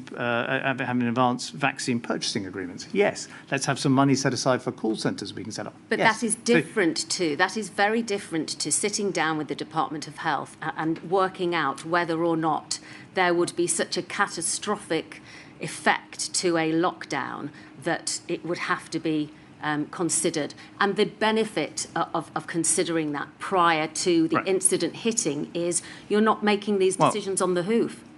What I would observe now, just as a citizen who very much wants this inquiry to come up with some good answers, is I don't think we still know the answer to some of those questions. I don't want to jump ahead for this inquiry, but should the schools have been locked down in the way they were? Even now, after the inquiry, after the pandemic, we don't know the answer to those questions. Well, certainly I don't, and maybe the inquiry can get to the bottom of that. Well, they're certainly worth asking. But, they are absolutely critical questions about balancing, the life expectancy of an 80-year-old versus the education opportunities of an 8-year-old. Incredibly hard questions, and it's not absolutely clear to me now that as a country we know, all the rest of the world knows what the answer to those things is. So I think the idea that all of this could have been sort of forethought, I don't think is the case. What I think is certainly the case is that if the expert community and governments had anticipated that there could be a pandemic that was not an influenza, but was another form of respiratory disease, and had characteristics that weren't like influenzas, like asymptomatic patients and so on, then clearly we could have done certain things, which hopefully I'm sure this inquiry will get around to recommending, to prepare for those things in advance, like stockpiling more PPE. But I've absolutely no doubt that as Chancellor, and indeed any of the Chancellors before me or subsequent to me, if they'd been asked to provide a budget for stockpiling PPE, 10, 20, 30 million pounds, whatever it would have been, as Oliver Letwin was pointing out, these are very small sums in the overall scheme of the government budget. And I'm pretty certain, like we said yes to everything we were asked to fund with an influenza pandemic, we would have said yes to those things too. Should those questions have been asked?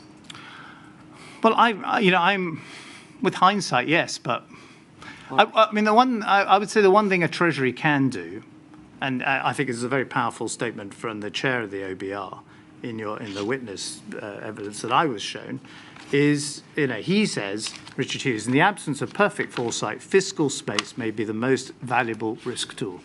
Above all, as a country, whatever hits you, you need to be able to respond, to throw, in this case, large amounts of public funds at the problem without it leading to the thing I mentioned earlier, the fiscal crisis or the banking crisis that makes either the situation very much worse or indeed just removes the option of funding. Poorer countries in the world were not able to afford lockdowns. Poorer countries in the world were not able to provide loans for businesses to stay in operation.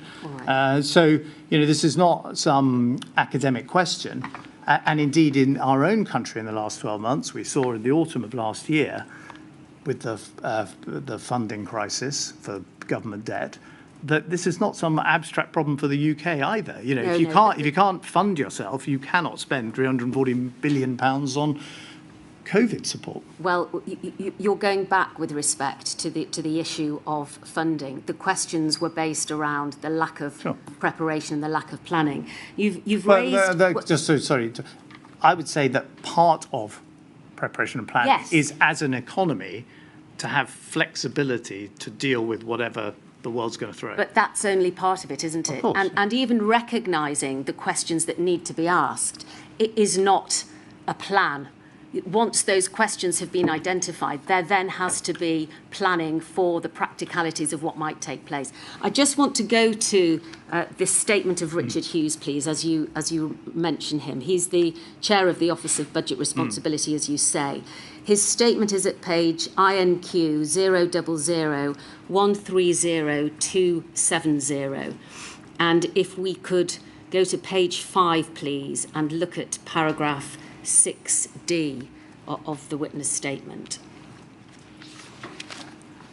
And whilst we're waiting for that to be put up on the screen, you will be aware of the evidence that Mr. Cameron gave to the inquiry yesterday, that in his view, and indeed since he was instrumental in bringing into being the National Security Committee and with the security advisor supporting it, he believed that only a whole cross-government response to a pandemic and to these huge catastrophic risks was suitable and was going to work.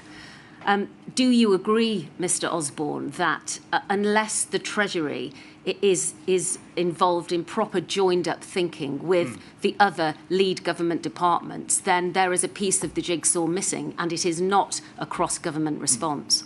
Yes, I do agree with that. And, institutionally, the Treasury is involved in every government decision because decisions can't come to the Cabinet, for example, until the Treasury has given its sign-off. So the Treasury, uniquely among the government departments, is already in the weeds of many, many decisions across government. But obviously, the nature of that involvement and the nature of the cooperation is incredibly important. And, I listened with great interest to what my former colleague Oliver Letwin was saying. I'd make one observation to the inquiry. Unfortunately, not all ministers are like Oliver Letwin with the kind of self-starting capacity to check everything and chase everything. And you can't build an entire system, unfortunately, around a future supply of Oliver Letwins. No. That's a shame. It is. Looking at the document that we've got on screen then, this is, just to remind ourselves, from Richard Hughes, the Chair of the Office for Budget Responsibility. And he says this: while it may be difficult to predict when catastrophic risks will materialise, it is possible to anticipate their broad effects if they do. The risk of a global pandemic was at the top of government risk registers for a decade before coronavirus arrived, but attracted relatively little and, in hindsight, far too little attention from the economic community. I'm going to pause there. Do you agree with that statement? Yes, I do. With You can take that down. but as he points out, with hindsight, it's not just the economic community, obviously, that doesn't give sufficient attention to the possibility of a coronavirus pandemic. It's all sorts of other communities, including the health community. Yes. I think there is your line of questioning is completely correct, because in my view, you're trying to get to the point which is, sorry, I shouldn't be anticipating what you say, but you're saying, why didn't we plan for a lockdown? Right. And the truth is, we didn't plan for a lockdown. No Treasury did. Before me, after me, no Treasury, as I'm aware, in the rest of the Western world. The influenza pandemic did not pose the same economic planning challenges that coronavirus subsequently did. Because in an influenza pandemic, lots of people get sick. There's, tragically a mortality rate, and you have to deal with that. But people are off work for 1 week, and then they come back to work. They're not off work for months and months and months, or not off work, but absent from the workplace for months and months and months. There are not whole sectors of the economy, like airlines, that don't have anyone flying on them, or restaurants or pubs that don't have anyone visiting them. No, So, and there's clearly a difference. Isn't so there's a there? massive difference. So I think on the influenza pandemic planning, the Treasury, it was actually, the work was done before I arrived in office by the previous government, but they'd made an estimate that it would hit the economy around 3% of GDP. They'd made an estimate about how many people would be sick over a 6-month period. They had done some planning to make sure, and indeed during my period in office, there was planning to make sure that the banking system and the financial system could cope with the expected absenteeism of people having flu at home. Yes. It's completely different to what actually happened in 2020, 2021, where for months and months on end, no one was at work. No, but if the analysis that no one was at work at the workplace. Obviously, people were working remotely. If the analysis that you've just performed in the witness box had been undertaken prior to COVID hitting, then the Treasury would not have been flying blind in having to make the decisions and give the advice that they did. Why did that not happen? Well, because no one said to us. I've said this actually in my witness statement. No one said to us there could be a a health pandemic that is not influenza, for which the likely response is you're going to have to shut down the economy for months and months on end. So that was not elevated to us as a health risk, and obviously the Treasury not trying to second guess all the, health experts.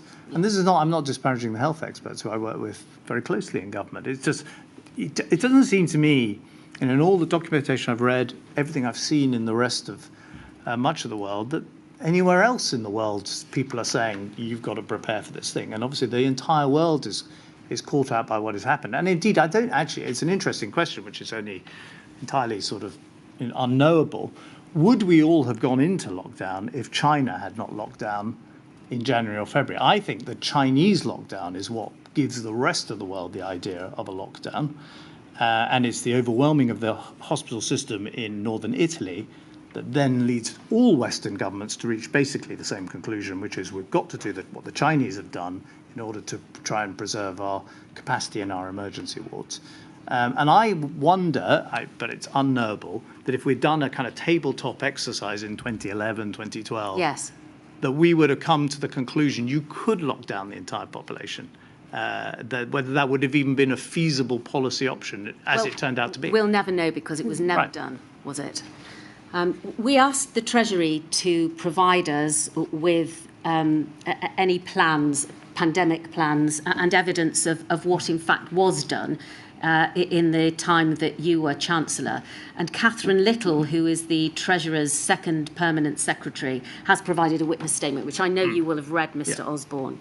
And in it, she says that because the Treasury doesn't hold direct responsibility for pandemic preparedness, that is at the door of the Department of Health, we should ask them for any pandemic preparations and to see whether they have any records of any pandemic preparations, including at the Treasury. So we have been provided with plans such as they existed, and they are appended to Catherine Little's statement. The ones that remain with the Treasury. And the only material which the inquiry has been furnished with post-2010 is a project to fund a call centre and purchase antibiotics, both in 2012, and requests dealing with the funding of the pandemic flu clinical countermeasure, Tamiflu.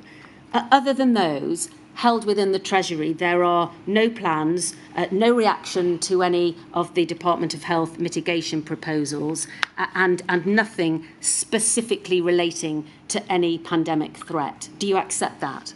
Well, what I would accept is that there are, I would say, the items you cite are examples of to my knowledge, 100% of the requests made of the Treasury to fund things that would help deal with a influenza pandemic are funded. And you gave the examples there.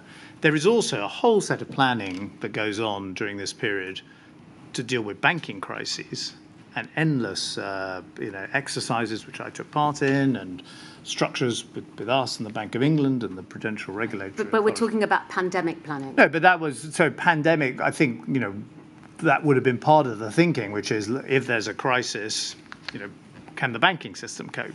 But there's not, I don't want to repeat myself. There is not planning for a coronavirus pandemic. Should there have been a plan, a blueprint, some sort of playbook from the Treasury containing strategies and plans that could have been turned to and considered when something like the pandemic occurred? Well, with hindsight, yes. But as I've said, I question whether in 2011, 2012, 2013, if someone had come to us and said, right, there's going to be a coronavirus pandemic and we're going to ask the whole population to stay indoors for 3 months, I wonder in 2011, 12, 13, whether anyone would have thought that was a plausible plan. I mean, it turned out to be one, but after other parts of the world had started doing it. Right. If there had been a series of papers, a series of levels of consideration given to different scenarios dealing with different assumptions. So whether what was coming down the line might be symptomatic or asymptomatic, how quickly it was likely to reproduce as a disease, then in advance of COVID hitting, you would know as Chancellor which economic levers would need to be pulled and how best the Treasury could support the mitigation actions of the Department of Health. And the problem with not having that thinking taken place at some time before the pandemic hits is that, as I've said before, the result of that is the Treasury's acting on the hoof. Well, I don't think that's entirely fair. So first of all, the Treasury is by its nature, it's not a big delivery department. It has around 1,000 individuals who are exceptionally capable civil servants who can deploy their talents and abilities to different policy problems as the world throws them. In the last 2 years, they've suddenly had to deal with the Ukraine and energy supplies in the way that the Treasury would not have had a big standing capability to do with before. But that's one of the great strengths of the British Treasury. There are definitely, following your line of questioning, things that we could have done if this kind of threat of a coronavirus pandemic had been identified in advance. So we could have, I'm making sort of, I think, straightforward observations, like we could have stockpiled more PPE because we might have anticipated that the whole world would want to get hold of this material, and it was only being produced in a certain number of factories on the other side of the world, and the US government was doing everything to get hold of it, and so we could have stockpiled more of that. For example, we could have maybe looked at things like having more respirators in hospitals than we would normally carry in the health service, but that was not identified as a particular need. I think the sort of broader question of, I don't want to repeat myself, would we have anticipated the lockdown? I just don't know the answer to that. All I know is that when the actual debate came in March 2020, there was a lot of uncertainty in our own country about whether it was the right policy response and whether the population would accept it as a policy response. So I wonder 10 years in advance whether we would have resolved those questions. The one thing I'm sure of is, there's no point having a contingency plan you can't pay for. And absolutely central to all of this is the ability of your economy and your public finances to flex in a crisis. The OBR, mentioned it a few moments ago, it is an organisation that you implemented during your time in office. And part of the assistance that it gives to the Treasury is the preparation and presentation of fiscal risk reports. Can you explain to us what those are, please? Well, these were, so the OBR was created very shortly after I came to office. It gave an independent assessment of the public finances.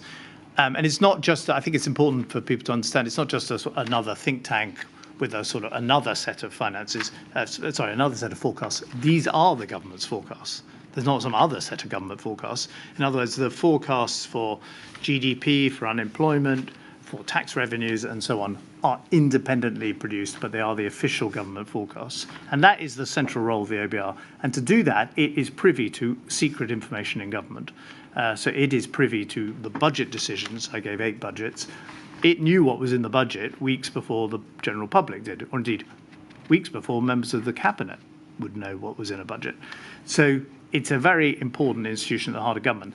And we sought to add to its capability by asking it to undertake essentially assessments of potential risks to the UK and what impact they would have on the public finances. Well, they were issues like, I think, they looked at everything from a no-deal Brexit to climate change to all sorts of, things that might have an impact on the UK and what the fiscal consequences of that would be. So the actual crisis was not a fiscal crisis. It was what was going to be the cost, basically, of these various things that they looked at. And there were business as usual risks, as they defined, weren't there?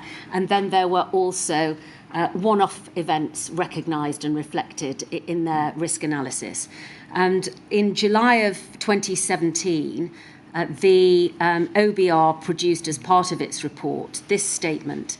On top of the business as usual risks, there could be one-off events that generate demand for additional health spending, such as a large-scale outbreak of disease, for example, an influenza pandemic, which the Cabinet Office considers to represent the most significant civil emergency risk.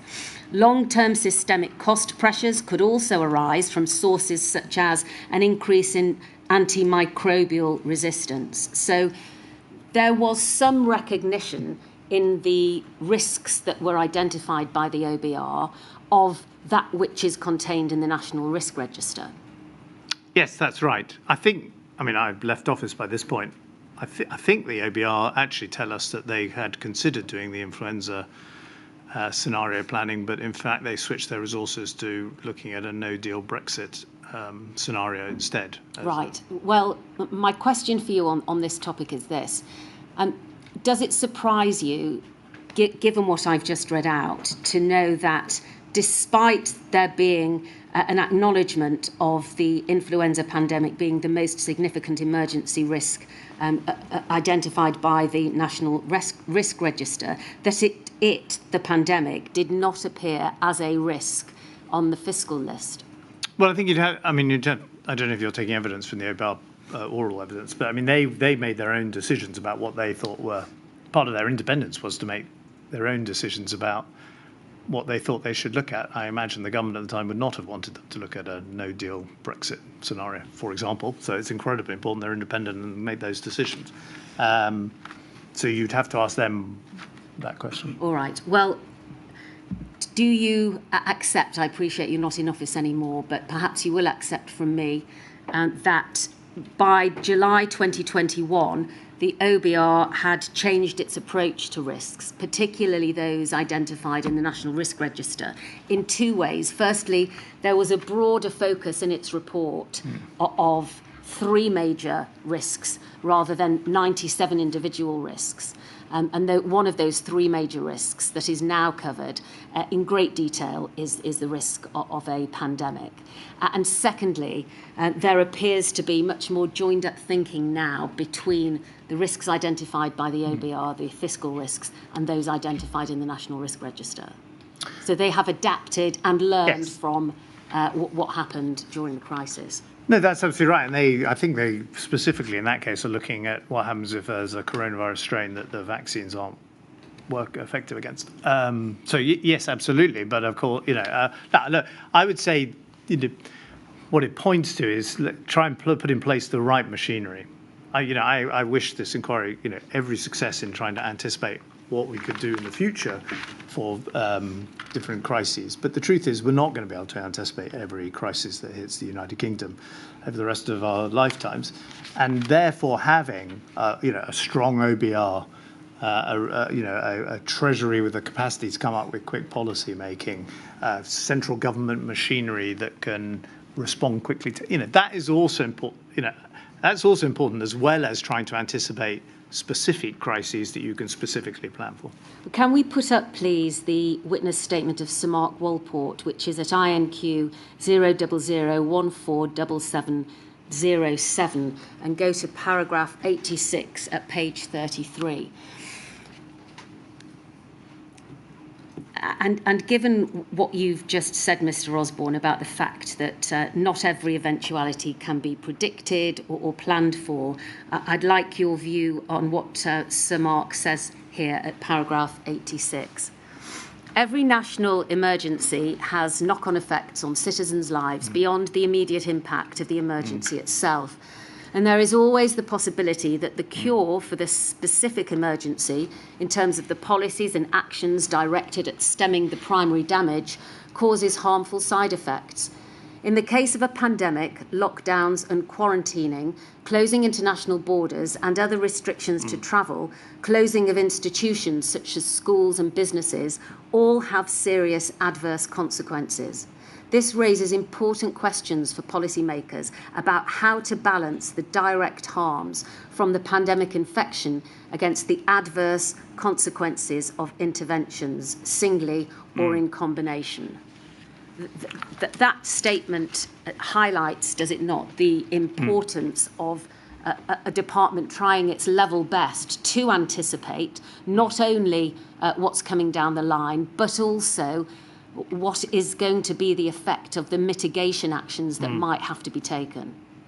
I mean, this, Mark, I know Mark very well and have worked with him. This goes to my mind the heart of the, very difficult question that the government of the day had to wrestle with, and any future government would have to wrestle with, which is, what are the costs and benefits of dealing with the health problem, the spread of the disease, versus the impact of closing a school. I had school-aged children at the time of the pandemic. Closing the court system so that people don't get their trial. Locking down prisoners in prisons. All sorts of other things that had a really damaging impact. And you go to the heart of very difficult sort of societal questions, of which, frankly, I don't. You can produce any amount of economic analysis of what's the benefit of controlling coronavirus for a day and shutting a school for a day. But I think in the end they come down to essentially kind of human societal judgments of what are the things we value. And the truth is, different human beings will value different things. Some people will say the education of the child is more important than, protecting older patients in our, care homes. But ultimately we have democratic governments that are accountable to the general public in order to try and make those very difficult decisions. If this inquiry can help any future government, if I'm not sure, my lady, if I'm allowed to say this, but I personally think of this, your inquiry, which I strongly support. If you can give some kind of guidance to answering that question, it is the single most useful thing this inquiry can do for any future government, which will be faced with very difficult questions like the government was faced in 2020. Are you suggesting, Mr. Osborne, in the answer that you've just given, that it was not worth the Treasury attempting to engage in any significant planning because the decisions have to be made when the pandemic hits? No, the Treasury did not engage in the planning because no one had anticipated that you would have to, or you would have the option of, or it would be something you should consider, locking down the economy in order to deal with an asymptomatic non-influenza respiratory pandemic. An answer you've already given. And may I suggest that had the Treasury been interested in engaging in pre-pandemic planning, then it would have taken a bigger part in the two exercises that took place during your tenure and just after you'd left. Looking at the reports into Exercise Alice that took place in February of 2016, and indeed was an exercise dealing with the outbreak of a coronavirus, the Treasury wasn't even present. In Exercise Cygnus, which was delivered shortly after you left office, but as we know from yesterday, planning for which commenced in 2014, although the Treasury is recorded as being present at that exercise, there is no evidence whatsoever of any participation or of any evidence of any lessons to be learned. Is that the sort of action that the Treasury could have taken in order to engage itself with these important exercises, looking at what the result and the reaction of the government would be in the outbreak of these sorts of diseases? Well, this is territory that the inquiry has covered, and we've covered it a bit in the evidence. I think the Treasury was very engaged in drawing up an influenza pandemic plan. I think those exercises were kind of operational exercises in how that plan might actually be put into practice in hospitals and other facilities, in which there wouldn't be a sort of particular role at that moment for a Treasury policymaker. The Treasury being, as I say, a department of policymakers rather than the delivery department. So it wouldn't have been directly affected by what the delivery services of government had to do in an influenza pandemic. And there was a general, the Treasury had signed off, indeed I had signed off on the 2011 influenza plan, in which the Treasury had, as you can see from the material in 2009, had assessed the economic costs, had identified a couple of specific issues, but essentially was said, okay, it's a 3% hit to GDP, but we're not going to have widespread sectoral impacts, which we need to think of, or we're not going to have to design some system to pay people to work from home. All right. Do you agree, Mr. Osborne, that by the time that COVID-19 hit, the consequences of austerity were a depleted health and social care capacity and rising inequality in the United Kingdom? Most certainly not. I completely reject that. I would make 2 points. The first of all, it's not surprising that the biggest economic crash that Britain experienced since the 1930s has an impact on Britain and on poverty and on unemployment and on people's life chances. That's unfortunately what happens when your country experiences such a massive economic shock as we experienced in 2008-9. What flows from that is a whole set of things, and one of them is seriously impaired public finances, which you then have to repair, and that is what we set about doing. I would say if we had not done that, Britain would have been more exposed, not just to future things like the coronavirus pandemic, but indeed to the fiscal crises which very rapidly followed in countries across Europe, such as Spain, Italy, Greece, Ireland, Slovenia, all across the continent. And indeed, one point, there was a question mark over whether France itself would experience a fiscal crisis. So all across the continent, other countries are experiencing problems of being unable to fund themselves on the international debt markets. And as I point out, in the autumn of last year, Britain went through this briefly for a couple of weeks. So this is not some kind of academic problem that doesn't materialize. It's a very real problem. And if we had not had a clear plan to put the public finances on a sustainable path, then Britain might have experienced a fiscal crisis. We would not have had the fiscal space to deal with the coronavirus pandemic when it hit 7 years later. And indeed, as Mr. Cameron pointed out yesterday, the example in many of those countries that did have those crises was there were real cuts in health services and other public services that went far beyond what the UK experienced, or in case of the NHS, actually budgets went up in real terms. Do you agree that during your time in office, the state of the social care system became worse?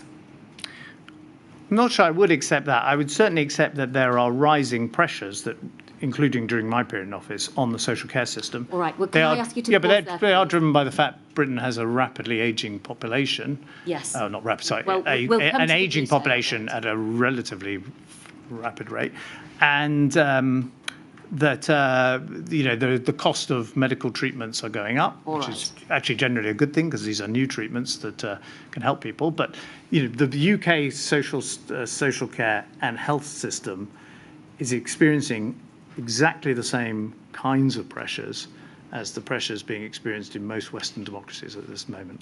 Right. Well, let's look at the detail, please. Can we have up on screen INQ 000189677? Now, this is a report by the Institute for Government, the government think tank, whose strapline is inspiring the best in government and working to make government more effective. This is a report that was prepared by the authors sitting in the bottom left-hand corner. It's headed, How Fit Were Public Services for Coronavirus? And we don't need to go to it, but just to set this in context, this is a report based on extensive desk research, analysis of government data, and interviews of civil servants, frontline staff, representative bodies, and other experts.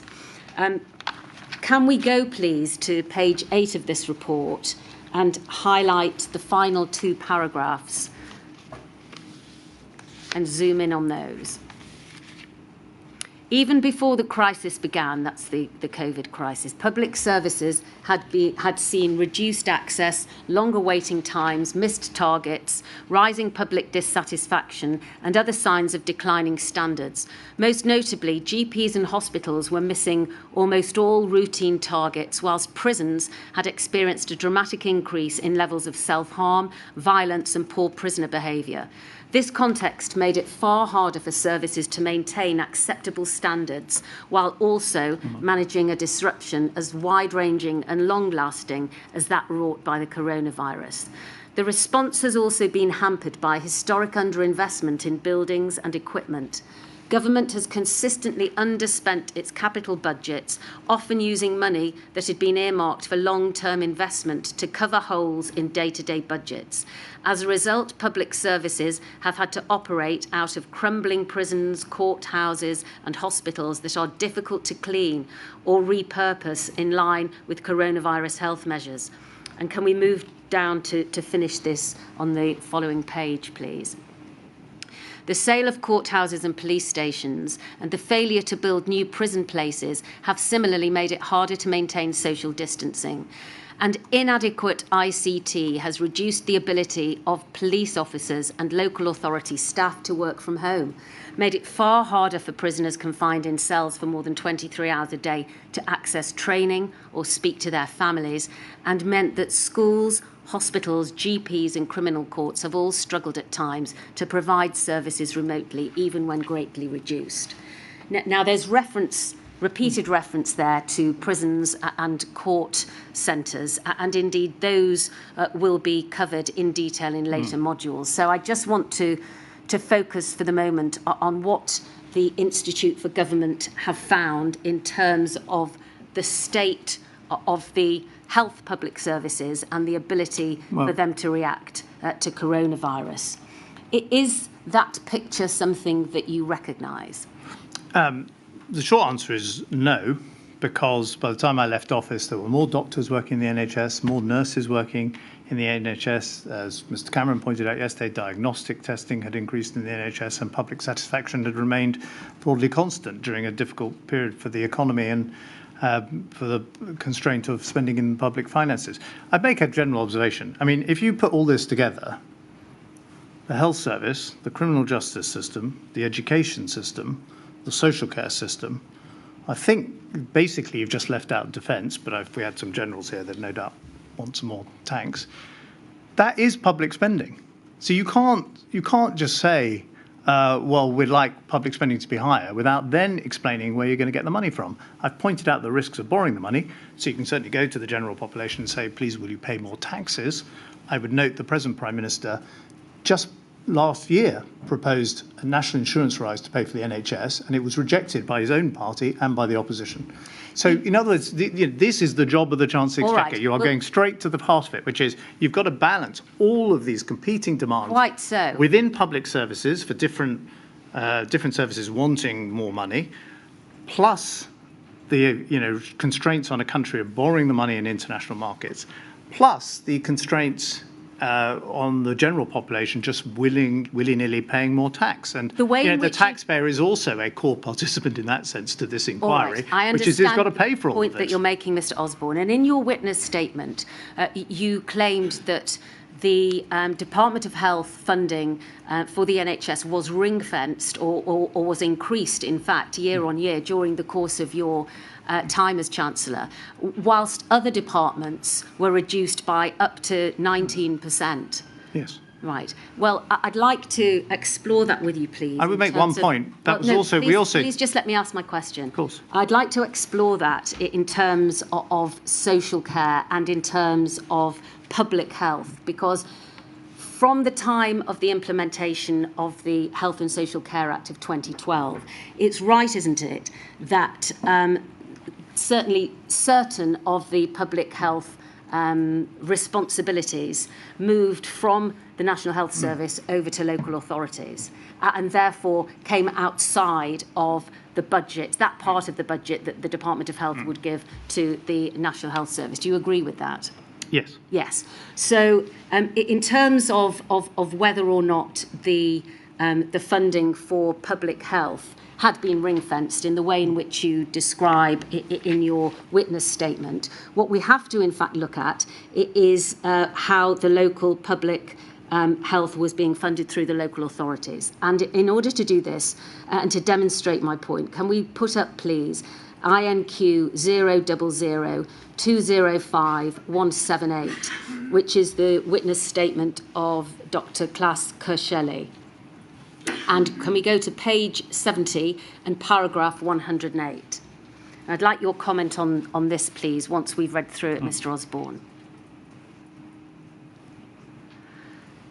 Functioning of the new local and national public health structures was compromised by austerity politics. At the local level, the abolition of PCTs meant that overall public health performance was strongly dependent on local authority capabilities to commission and deliver effective services. Ministers had promised to ring-fence the public health budget for local authorities. However, an in-year cut of £200 million in 2015 was followed by further reductions over the next 5 years. According to the Local Government Association, this amounted to a real-term reduction of the public health grant from over 3.5 billion in 2015 to 16 to just over 3 billion in 2020 to 21, a loss of 14%. Other estimates by the Institute for Public Policy Research spoke of an even more dramatic reduction from 850 million in net expenditure between 2014-15 and 2019-20, with the poorest areas in England experiencing disproportionately high cuts of almost 15%. Resulting pressures on local public health were exacerbated by an overall 49% real-term cut in central government funding for local authorities between 2010-11 and 2016-17, and a resulting practice of top slicing, whereby authorities reallocated ring-fenced public health budgets to other services broadly impacting health and well-being, such as trading standards or parks and green spaces.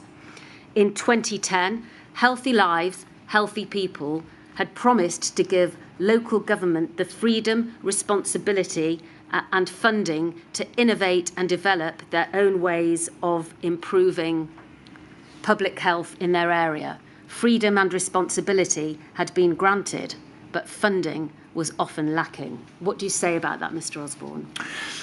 Well, there are several things I'd say about this. I mean, first of all, I think it's universally accepted that the decision, which was not mine, it was taken elsewhere in the government, but the decision to transfer public health from the NHS to local authorities has turned out to be, broadly speaking, a good thing. There is no one, as far as I'm aware, arguing that it should be returned to the NHS. What about the funding position? Well, we'll come on to the funding position, but the central, because this is actually, also helps address the funding point. So first of all, that was an important decision, and it meant that public health decisions were tied in with other decisions that local government takes around housing and the licensing, recreation facilities, and so on. Second, as it happens, during the period I was Chancellor, the public health budget went up. The numbers you refer to are from 2015 to 2020. I left office shortly after 2015. But I would make a broader point, which is, here there's a kind of challenge, which is a classic policy-making challenge of to what extent do you try and ring-fence things and say local authorities must spend this money on this particular thing. Indeed, public inquiries of all kinds have generally led to conclusions that budgets should be ring-fenced for the thing the public inquiry was looking at. Yes. And then over time, a local authority has less and less discretion about how to spend money, because this bit's ring-fenced, that bit's ring-fenced, and so on.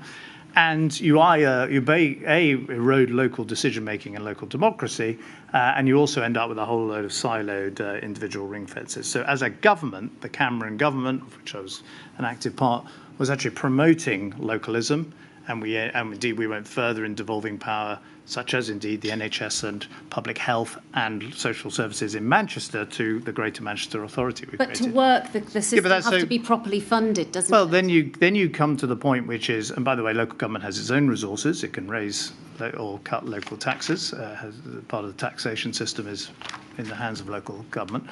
But I would make then I make the point. First of all, money is not the solution to all public health problems. I introduced a sugar tax, which has, I believe, had a big impact on reducing sugary drinks and helping with obesity levels in the UK. Smoking during the Cameron government reduced as quite dramatically the amount of the population, proportion of the population smoking. So you can do all sorts of other things to help with public health.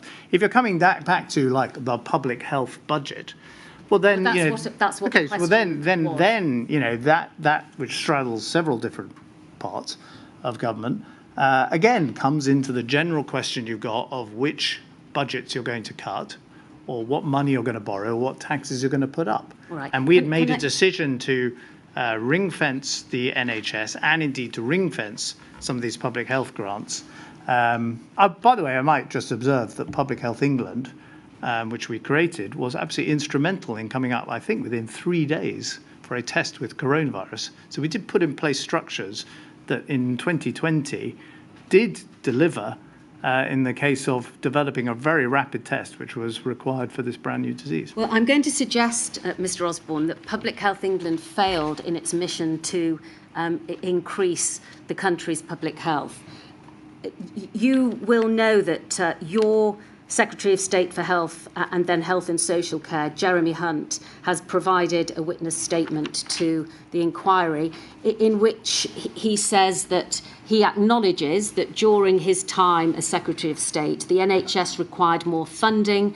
There was, as you have already acknowledged, a rapidly rising demand for services, an ageing population, that he considered that there were staffing capacities within the system that were causing difficulties, and that the NHS workforce requirements, which have historically been considered in an ad hoc way, need to be sorted out in order for the National Health Service to properly support the capacity that's required. And that's in normal circumstances. But when one takes that into account when the pandemic hit, do you accept his criticisms that the system was not working as properly as it should be, and that part of the reason for that must have been the funding?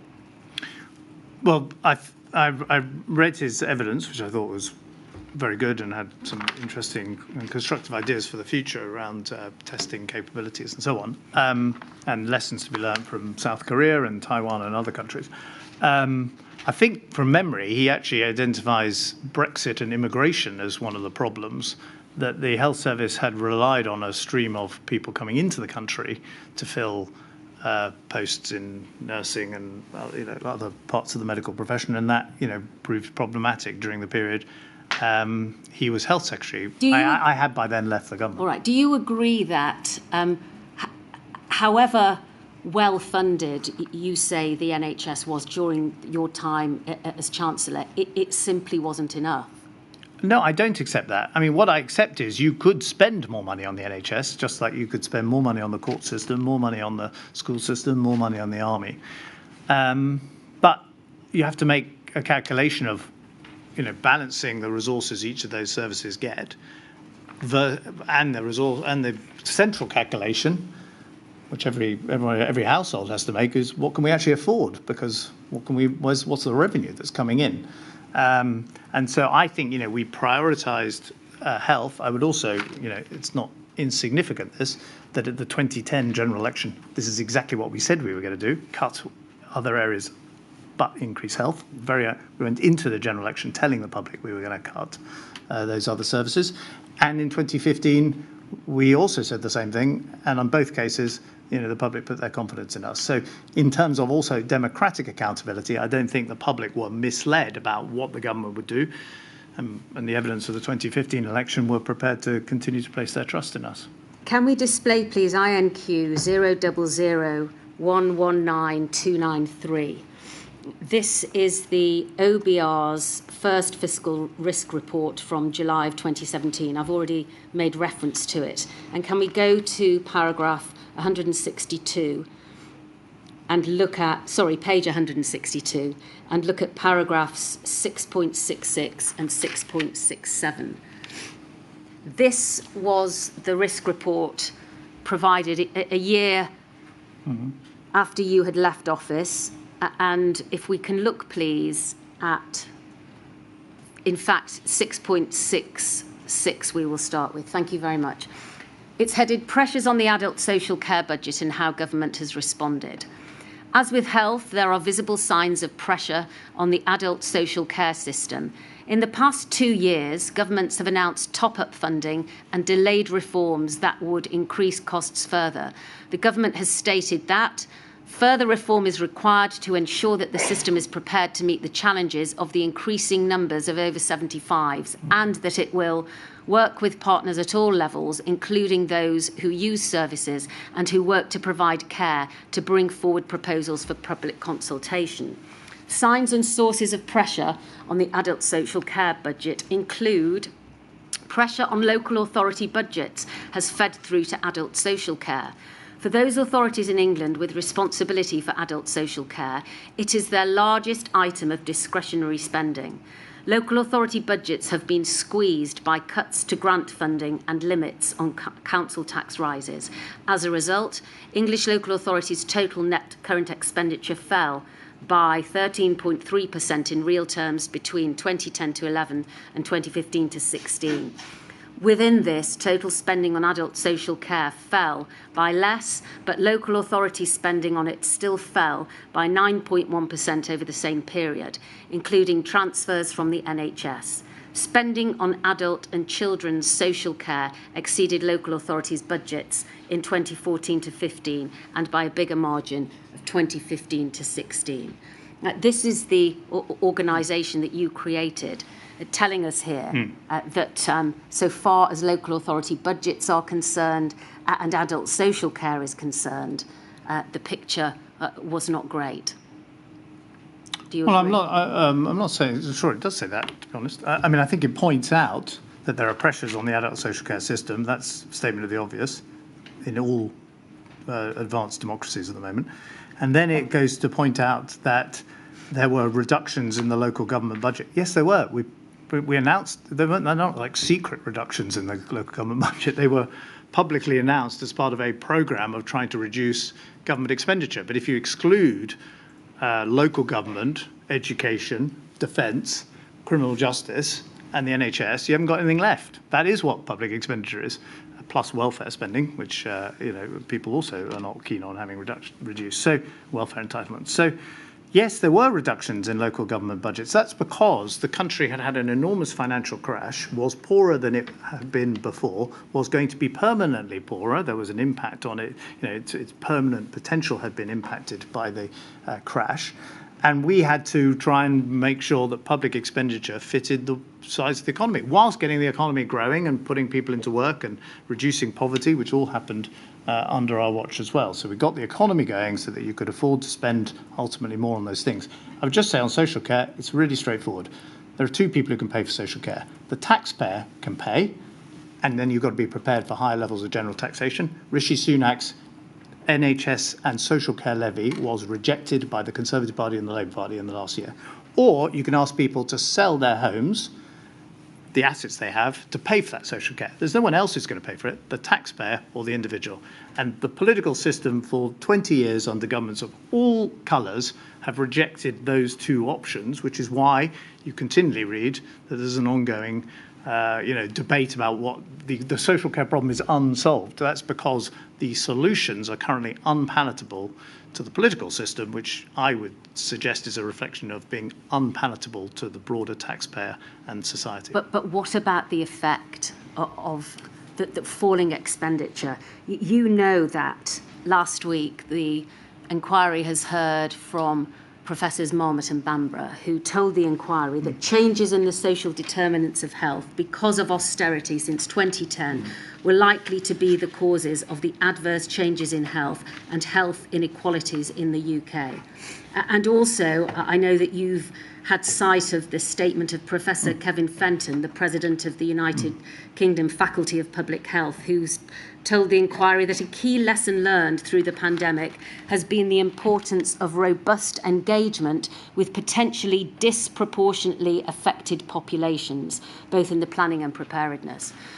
What I want you to consider, Mr. Osborne, is firstly that government policy had an effect on health and social care, which meant that those in the worst situations of society were disproportionately affected when COVID hit. And secondly, that was identifiable, it was predictable, and it should have been part of the government planning.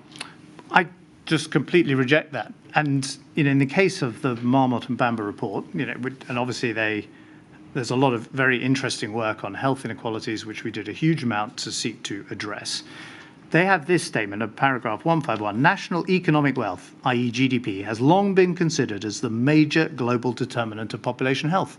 Of course. In other words, that's what happened. Britain had a huge economic crash the greatest since the 1920s and 30s Great Depression. And of course that had an impact on poverty in the country. It would have been worse, in my view, and in the view of many other people, including the Governor of the Bank of England at the time, Mervyn King, had we not then also tried to address the risk to the public finances, because that would have led to a fiscal crisis, like you saw across much of Europe, that would have meant even less funding for these public services. We tried to protect the health service during that austerity programme. And Marmot and Bamber themselves say that they can't directly establish causality between austerity and the mortality rates they look at. And the only example I can find in their report of a country that they cite that has a stimulus program is Iceland, which, by the way, has a population about the size of the borough that this courthouse is in, right? And then even in the same paragraph, go on to point out that Iceland had some severe health effects from the crisis. And they leave out the United States, which was the primary example of a country in the West that tried a stimulus program as opposed to an austerity program, because they say, oh, yes, well, actually, mortality fell there. I've even done my own research and found out that mortality fell in Germany for the poorest population, part of the population during the period I was Chancellor. And I don't think anyone thinks that Germany pursued a particularly tough austerity program during that period. So I just reject all right, I would centre on their central conclusion, which is national economic wealth has long been considered as the major global determinant of population health. So your evidence, Mr. Osborne, is that although you acknowledge that in certain aspects the effects of COVID were felt more keenly by those most disadvantaged in society, that has no connection whatsoever to the effects of austerity that were brought in 2010. That's absolutely my contention. Right. It is true that pandemics will affect poorer people more severely, and that is one of the great tragedies, which is why we try and alleviate poverty and direct services towards them.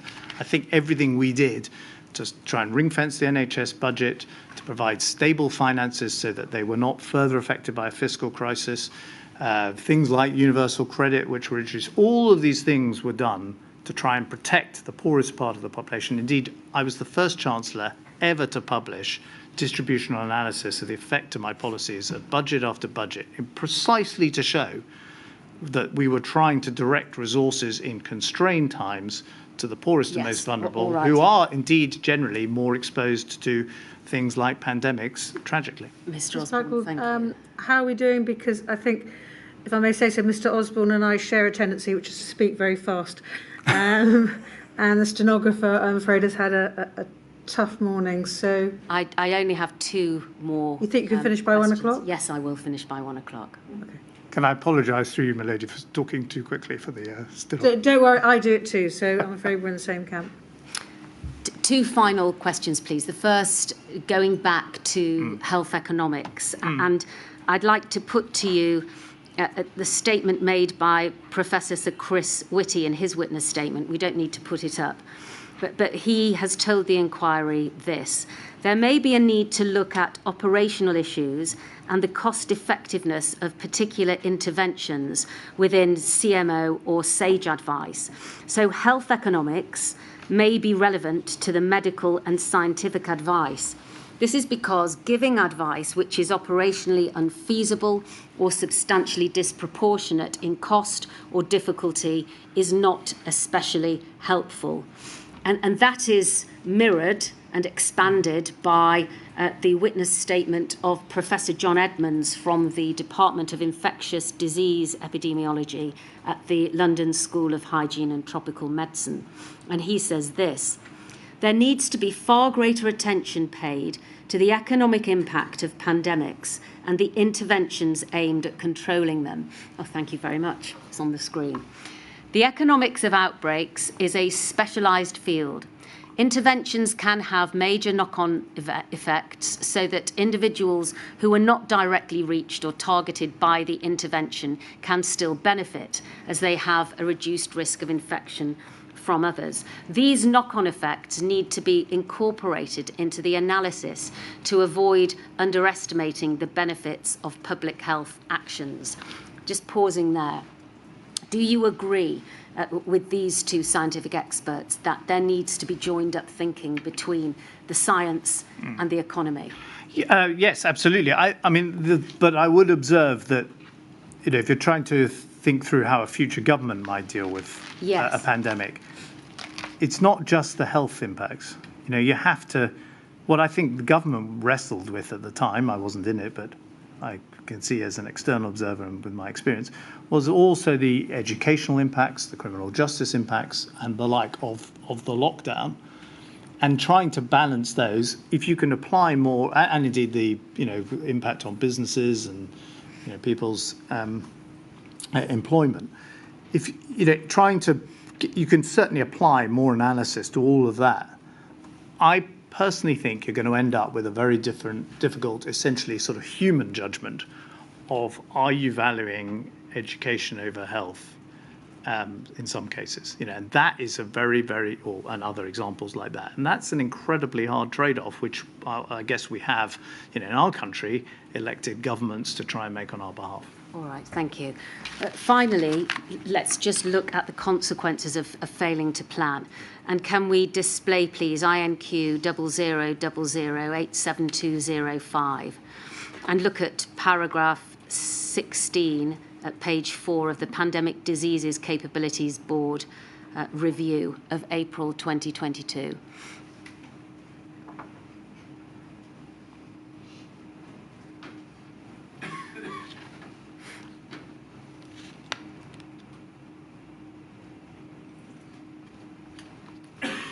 Paragraph 16, please. In line with the National Security Risk Assessment methodology, revised pandemic reasonable worst case scenario models represent unmitigated scenarios and so do not include a full risk assessment for the use of NPIs, non-pharmaceutical interventions. Given that the imposition of lockdown, in part, accounted for a 25% drop in GDP between February and April 2020, the largest drop on record, and numerous secondary and tertiary impacts on all sectors, this represents a significant gap in the UK's assessment of pandemic risk. Noting that, even without government intervention, we would anticipate spontaneous behaviour change and subsequent economic damage. What is more, the secondary and tertiary impact of these measures will have been unevenly spread throughout society, highlighting and in areas exacerbating pre-existing inequalities. Now, can we go to page 5 and paragraph 18?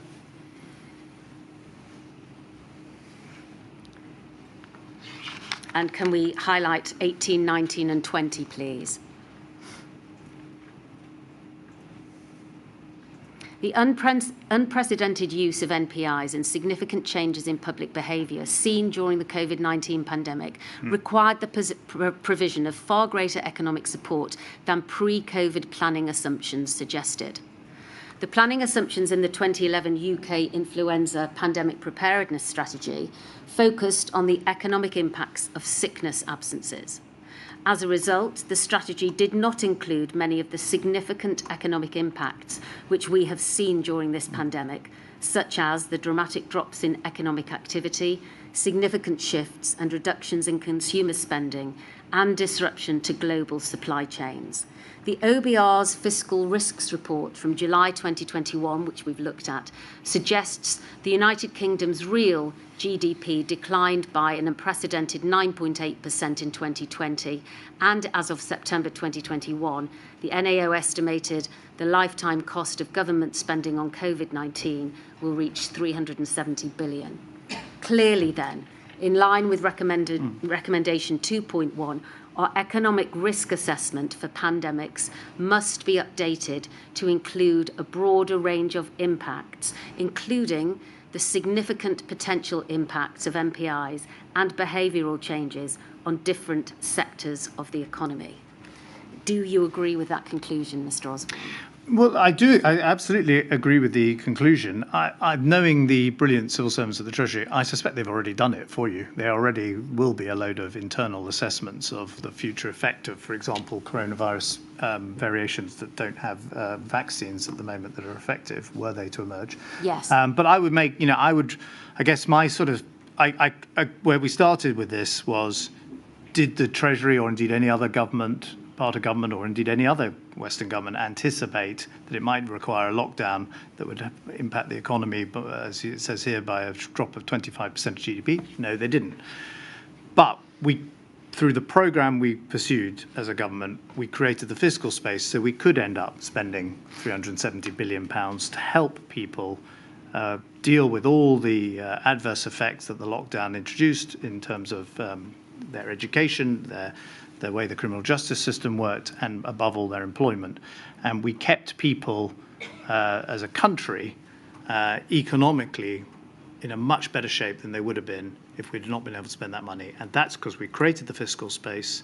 It meant we avoided the banking crisis, and we did that because of the reforms that happened during the period that I was in government and as a result of the determined effort to fix the roof. I'm sure that in subsequent modules, the inquiry will be told whether or not these plans are indeed now in practice.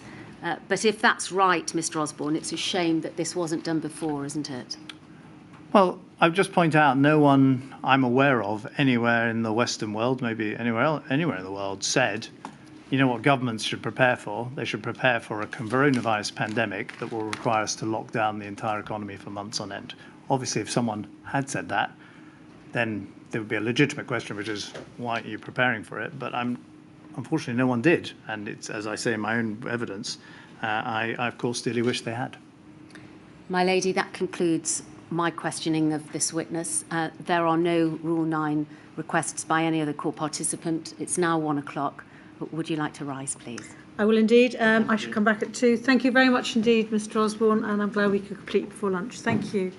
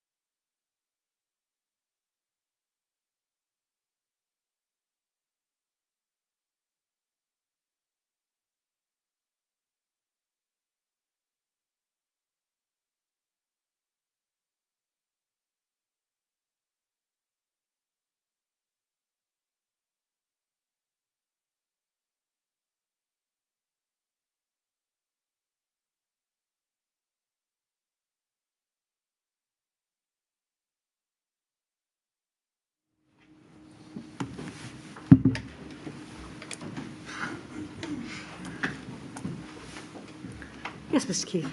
Milady, this afternoon we're hearing from Professor Dame Sally Davis, notably the former Chief Medical Officer for England between 2010 and 2019. Please repeat after me.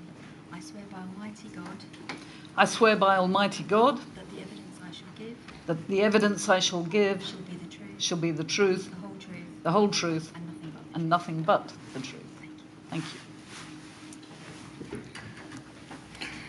Dame Sally, could you give the inquiry, please, your name? Sally Claire Davis. Thank you. Dame Sally, thank you very much for your assistance to the inquiry. You've been provided with a great deal, many documents, and I know a considerable amount of midnight oil has been burnt in preparation.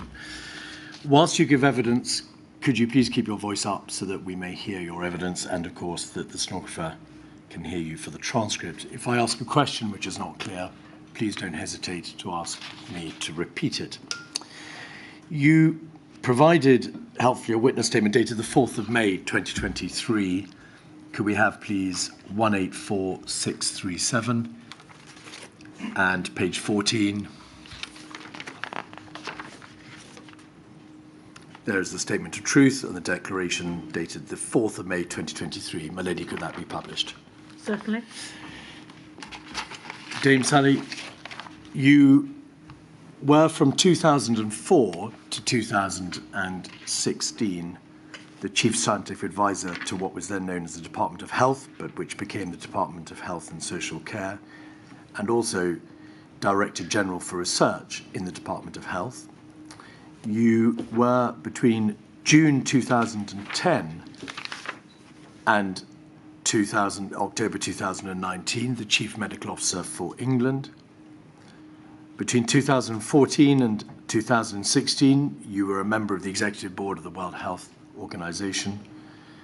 Between 2017 and 2020, you were a co-convener of the United Nations Interagency Coordination Group on Antimicrobial Resistance. And are you currently Master of Trinity College, Cambridge? Yes, the post that you omitted that would be useful for the inquiry to be aware of is that as Chief Medical Officer for England, I was also the UK government's most senior medical advisor. Thank you. That is, in fact, where I propose to start. Could you tell the inquiry, please, something about the role of being the Chief Medical Advisor and being the Chief Medical Officer? So, Mr. Keith, the Chief Medical Officer is by nature a doctor, a leader, appointed as an independent advisor to government, cross-government, and contributing to cross-government as needed or asked, Cobra, SAGE, which I'm sure we'll talk about, with high security clearance that was needed during the Novichok time. When I started in 2010, I was interim for 1 year before I was appointed through a competitive process. I had no deputy chief medical officers and no budget for them, despite the fact that my predecessor at one point had 5 deputy chief medical officers and a broad span. The maximum my office came to was 13 people, including those 2 DCMOs when I got the money and appointed, for instance, I headhunted Jonathan Van Tam, I appointed the present Jenny Harries, the present head of UXA, who is both of whom are superb, as you know. I had a statutory responsibility to write an annual report on the state of the nation's health in whatever way I chose.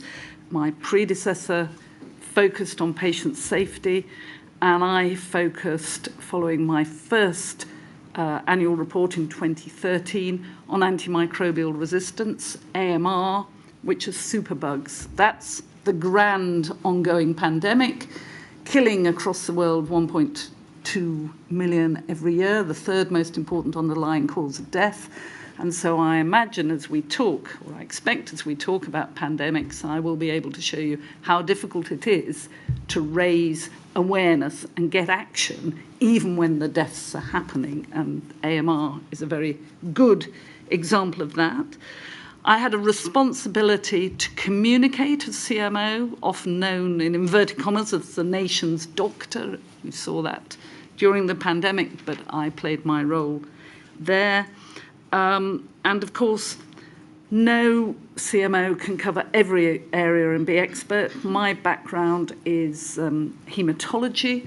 I'm a sickle cell disease expert, as a matter of fact. Whereas my successor is an epidemiologist in infectious disease, and my predecessor was straightforward public health with some orthopaedic surgery before. And that's why we need deputy chief medical officers who have different expertises, one in health improvement, one in health security or protection, so that the office can cover that span. As CMO for England, I was primus inter pares with the other chief medical officers of the devolved administrations and met them regularly. I expect you'll want to talk about that. I was head of profession for doctors in the government, but part of the collective leadership of medicine with presidents of royal colleges. So I think that probably gives you a feel for it. Yes, that is a broad scope, if I may say so, Dame Sally. Very broadly within your functions, and you've just referred to these two general categories, you were responsible, therefore, for health protection. In that very broad categorization, do we include matters such as health emergencies, the risk of infectious diseases, pathogenic pandemics, antimicrobial resistance, all things which pose a threat by virtue of hazard to the health protection of England? Mr. Keith, I was not responsible. I advised on all those issues and cared about them because I care about the public. Patients, for me as a doctor, always came first, but I needed to get the advice from experts such as Public Health England, academia. I didn't, in fact, suggest that you were primarily or even solely responsible for those areas. I was asking you whether or not the broad nature of the functions that you discharge could be divided into those two categories. Yes. Health protection and health improvement. Yes. Right. So under health protection, AMR, health emergencies, pandemic outbreaks, the risk of pathogenic disease and so on. And what is health improvement concerned with? Health improvement, well, one reason we had a bad outcome from COVID, and I presume would get from flu, but we have thankfully not tried it, is because of what you have been told are health inequalities. I would talk about the lack of resilience in the public's health. 25% of children in year 6 are obese, 60% of adults are obese or overweight. We have high levels of diabetes. It's the health improvement is how does government play a role improving the health of people? Because there is a libertarian view that it's all down to each of us as individuals and how strong we are. But of course it isn't about that. It is much more about the structure of our society and how to make the healthy choice the easy choice, whether it's activity or what we eat or anything else. Are you able to say what proportion of your time was spent advising on health protection as opposed to health improvement? Or is that an impossible question? It's so varied from month to month. I mean, I'll take Novichok again because I mentioned it. Over the period of a month, I did nothing but Novichok and the Russians poisoning people. But other times I could do more. For instance, when the policy team were thinking about obesity, then they would come and consult me. I discussed with the Treasury the framing and the work on the sugar levy. I set up a challenge meeting inviting Cabinet Office, Prime Minister's Office, as well as our policy teams with academics around obesity, both to hear the latest evidence, but to model to people in government that I could say I didn't know. Please help me, please tell me. And that seemed to me important, not only the information, but the style of how you go about making policy. What do you mean by a challenge meeting? I got in people who were expert at things, and we would structure it so they would give short interventions with slides and then allow policymakers to say, but we thought this, or we want to do this, my lady, or them to say, you seem to be going, policymakers, in this direction, and our evidence suggests that this doesn't work, or you'd be better doing the following. So trying to get a constructive, challenging in a constructive way, discussions on some subjects. May I now ask you to put the position of Chief Medical Officer structurally into the right place in the overarching nature of the government, by which I mean the CMO does not sit in any government department, but was there any kind of administrative structure around you, an office, for example? And to what extent were you obliged to liaise with government departments, whether it be the Department of Health, whether it be the Cabinet Office, the Department of Levelling Up, Housing Communities, and so on? So the Chief Medical Officer sits in the Department of Health, now DHSC, supported by a small team, as I said, only 13 in total, in the Department of Health, working mostly on health with health, but working also with the Cabinet Office, Number 10, and other departments. I did quite a bit of work with DFID and the Foreign Office because of global health. Not only do I care how people live and their health around the world, but our best insurance to nasty things coming here is making sure they don't overwhelm those countries and then move. Before you were Chief Medical Officer, as I summarised earlier, you were Chief Scientific Advisor in the department, what was then the Department of Health.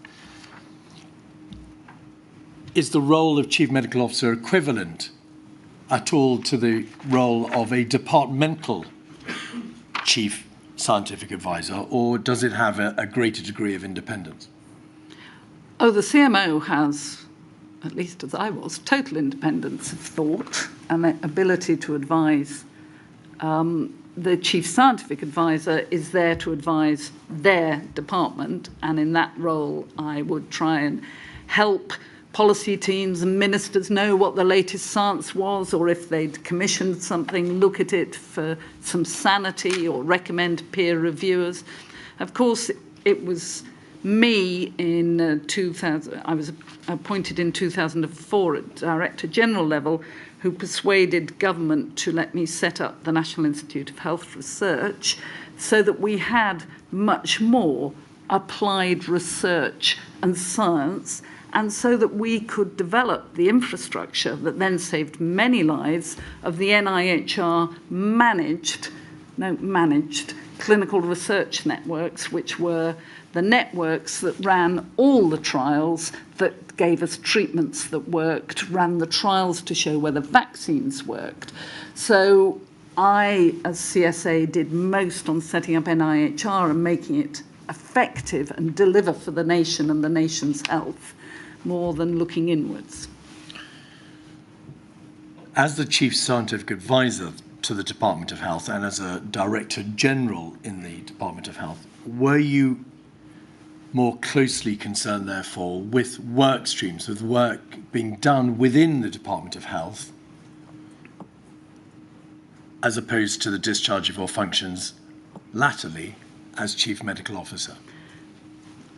No, I ran the R&D directorate, but I didn't have any other directorates. I attended the board and things like that and contributed, but they are moderately independent, managed. I was performance managed by the by the permanent secretary. And of course, I think you will have heard something about Haldane, but the whole point of how we commission research in this country is that the politicians can not only set the budget, but decide on big areas they want investment, but they can't decide where the money goes. Indeed, one of my clashes with ministers was when they didn't like a recommendation that I had to clear with them, which had been advised by an international panel, and I had to say, it is your right to overrule me, but if you do, I will resign. I was not overruled. No one in this country could be unfamiliar now with SAGE, the scientific advisory group connected with emergencies. What is the role of the Chief Medical Officer when it comes to SAGE, where SAGE is dealing with a major health emergency?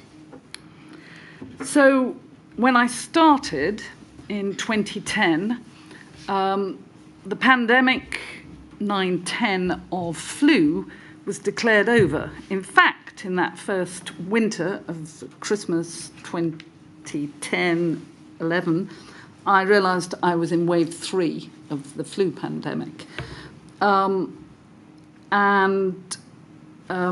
We also reviewed how things had gone in the 9-10 pandemic. And one of the things that came out of it was that the SAGE had been chaired by the government's chief scientific advisor. And though our chief scientific advisor, me at that time, had gone to SAGE, this wasn't a very good way of knitting together all the different bits of advice and trying to make it as effective as it should be. I would sit there and listen in SAGE to people talking about, well, is it safe to transfuse blood or something? And I'd say, but we have an expert committee, SABTO. We have to ask them because they know what they're talking about. So we then discussed it and over the next couple of years came to an agreement that when there was a medical emergency or an emergency with health impact, that the CMO would co-chair.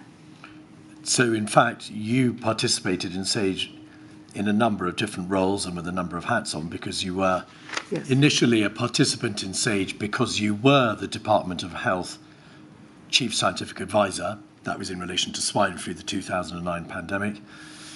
Then in relation to Ebola, you were on SAGE, or rather pre-SAGE. Yes. Then after that, you participated in the SAGE that was convened to deal with the Novichok poisoning in Salisbury and Amesbury, because by then you were the Chief Medical Officer of England. Correct. And is it part of the role of the Chief Medical Officer to provide technical insight and guidance and, of course, advice to SAGE, as well as chairing it or co-chairing it in the event of a major health emergency? Well, as CMO, I'm quite careful about what I really know and what I don't. So if it came into my personal expertise, I would put it in. But in general, I went to those meetings briefed not only by Public Health England and other experts, but also aware of the situation in the NHS. And so I was there bringing that understanding and a kind of common sense as a doctor who'd worked with patients and the system for many, many years. So to some extent, a clinical view as well. Yes. You've said, Dame Sally, you've reminded us that you're an expert in haematology. Where a CMO co-chairs a health-convened SAGE, may that SAGE call upon not just the assistance, the expertise of the attendants at that particular meeting, so in your case, your haematological experience, but the expertise of everybody at the meeting, but also of a number of other bodies, subcommittees and advisory groups who may be staffed with, by experts in other different fields? I was very strong that we should, where we had an existing expert committee, call on them, and we did. Could we have on the screen 204104? Would you please help us, Dame Sally, with getting our bearings in relation to some of the bodies which gave advice in the field of health emergencies? This is what's now familiarly become known as the spaghetti chart, but it is a schematic representation, Dame Sally, of most, not all, of the bodies concerned in pandemic preparedness and response structures in the United Kingdom and England. This is not the chart relating to Scotland, Wales or Northern Ireland. And it faithfully attempts to recreate the position as at August 2019. It's actually quite difficult to alight upon any particular name in the mass of names and bodies. But towards the top of the page in yellow, you will see COBRA, the Cabinet Office briefing rooms. And underneath that, you will see the Chief Medical Officer England, and that was you at the relevant time. To the right, Government Chief Scientific Advisor. Did the Government Chief Scientific Advisor co-chair SAGE in the event of a health emergency? Yes. And underneath the CMO and the GCSA, we can there see SAGE, Scientific Advisory Group for Emergencies. What were, because we're going to hear a great deal more about them in due course, SPY B to the left and SPY MO to the right? So I should say that it was the government's chief scientific advisor who was the senior chair, because their office provided the secretariat for SAGE and they ran all the other SAGEs. The SPY B was a group that could be set up on behaviour, so trying to advise on how the public might respond to various issues. It arose during the Ebola 14-15 time, when we realised that anthropologists and ethnography were terribly important to the response, and was reconvened thereafter with SAGEs when needed, definitely in COVID. SPY M is the modelling subgroup. O, because during COVID it was active. Out of an emergency, it's just SPY M. It brings together modellers. Here we're talking about infectious diseases, but you can model any emergency, whether it's flooding or anything else, from the relevant departments with academics coming in. And the objective was to bring their different models and come with a consensus agreement to SAGE that then generally the GCSA would take into COBRA the modelling. All right. And when you say SPY MO was active, does that mean it was operational, hence O? Yes. And SPY B is the group in relation to behaviours. Thank you. And therefore SPY B. On the right-hand side of the page, you will see the reference to other government departments, and underneath that box, departmental chief scientific advisors. You've referred already to the government's chief scientific advisor, but did major government departments have their own internal chief scientific advisors? Almost all of them did, and they met weekly with the chief scientific advisors, so it was a broad network. At the top left-hand side of the page, you will see NERVTAG, New and Emerging Respiratory Virus Threats Advisory Group. Was that a body which reported into SAGE when required, but also permanently gave advice on, as it says on the tin, respiratory virus threats? As it says on the tin, yes, new and emerging respiratory threats, not predicting what might appear. They reported into the department, and myself as Chief Medical Officer, we took their advice into SAGE and COBRA. I think you've done really well with this, but it is because, of course, it's a three-dimensional spaghetti mess. Yes. And I would just say that the Office of the Chief Medical Officer supported the Chief Medical Officer and the Deputy Chief Medical Officer. So I would have put them all together. I would have put them kind of much closer to the Department of Health, but not fully in it. And I do want to point out that I worked, as does my successor, very closely with the CMOs in the devolves as well. Yes. Well, there's no direct link, is there, on the chart between chief medical officers for each devolved nation and the Office of the Chief Medical Officer? I think we've got quite a few links, Mr. Keith. Yes, but I can't even three-dimensional. I can't even pray in aid a dotted line.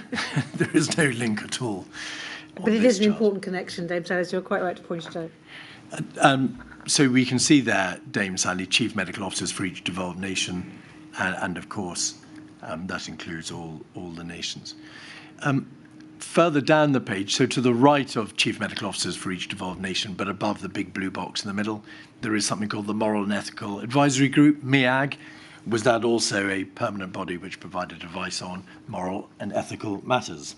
No, that was set up much more recently. It may be permanent now, but that was not, as far as I'm aware, present through most of my time. Right. It is permanent, but it wasn't in place. You're quite right in the currency of your throughout the currency of your holding of the post of CMO. And then in the middle, because this is a health emergency, the lead government department is the Department for Health and Social Care. And within that blue box, just to the right of the marked up passage, DHSE Chief Scientific Advisor. So there's the CSA for the Department of Health and Social Care. Who reported to the CMO. And then if you really want to add to your things, of course, the health protection research units that you've got bottom left are funded by the NIHR. It was money that I took from Public Health England because I wasn't happy enough with their research and I didn't feel that they linked enough to academia, so I took 20 million and following discussion with them and policy leads, chose subjects and we commissioned a series, and they're recommissioned every 5 years, of health protection research units commissioned out of NIHR. Right. And then just above there, we can see above the words Operational Response Centre, which is a part of the Department of Health and Social Care, which came into existence latterly. You can see Director of Emergency Preparedness and Health Protection. That is one of the major directorates in the Department of Health and Social Care, is it not? Yes. All right. Somewhere on this chart will be Public Health England or the United Kingdom Health Security Agency. Ah, yes. Directly left, below. yes. Thank you very much. My eyes are beginning to cross. Public Health England, DHSC. Could you just very shortly explain what was then the function of Public Health England? Public Health England was a result of the Health and Social Care Act. It brought together the Health Protection Agency and a number of other bodies. I think there were about 70, but essentially bringing together both health protection and health improvement, both as an advisory body on policy and issues, but particularly as a delivery body for public health. They had responsibility for assisting local authorities in appointing their directors of public health in local authorities, and they played a major role in pandemics and health exercises. And Dame Sally, is it Public Health England that was subsequently abolished and its functions divided between the United Kingdom Health Security Agency, to which you've already referred, and a number of other bodies, including the DHSC, NHS, and regional health authorities? All right.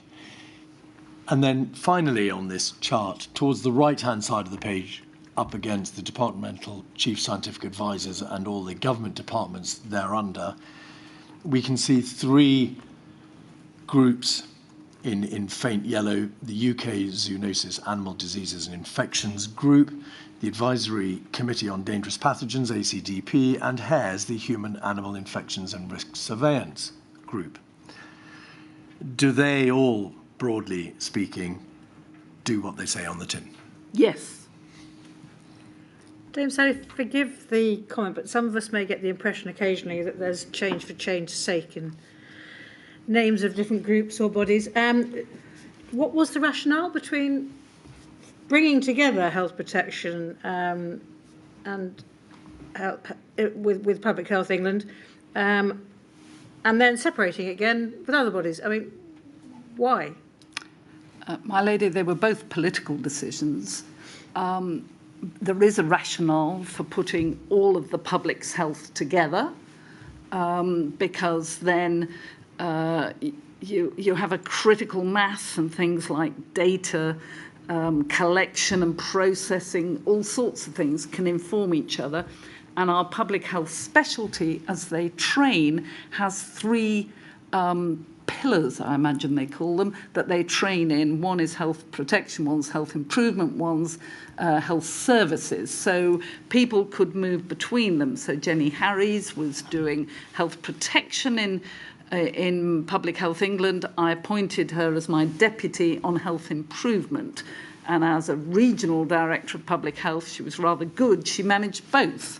So they were trained in all of them. So that was it. I presume that the splitting again, going back to what was there before Public Health England, was an effort to really have a not just a focus, but a grip on response for emergencies. Thank you. Finally, I think I may have said finally already, but finally, there's an important part of the public health structure, which is reflected in this chart, which is the local directors of public health towards the bottom of the page in the middle below NHS England. Who are directors of public health? They are a community of some wonderful people who are either doctors or specialists in public health, and they have trained in those three areas that I've talked about. Many of them are epidemiologists, and they are situated in local authorities. This was a change that was brought in the 2012 Act.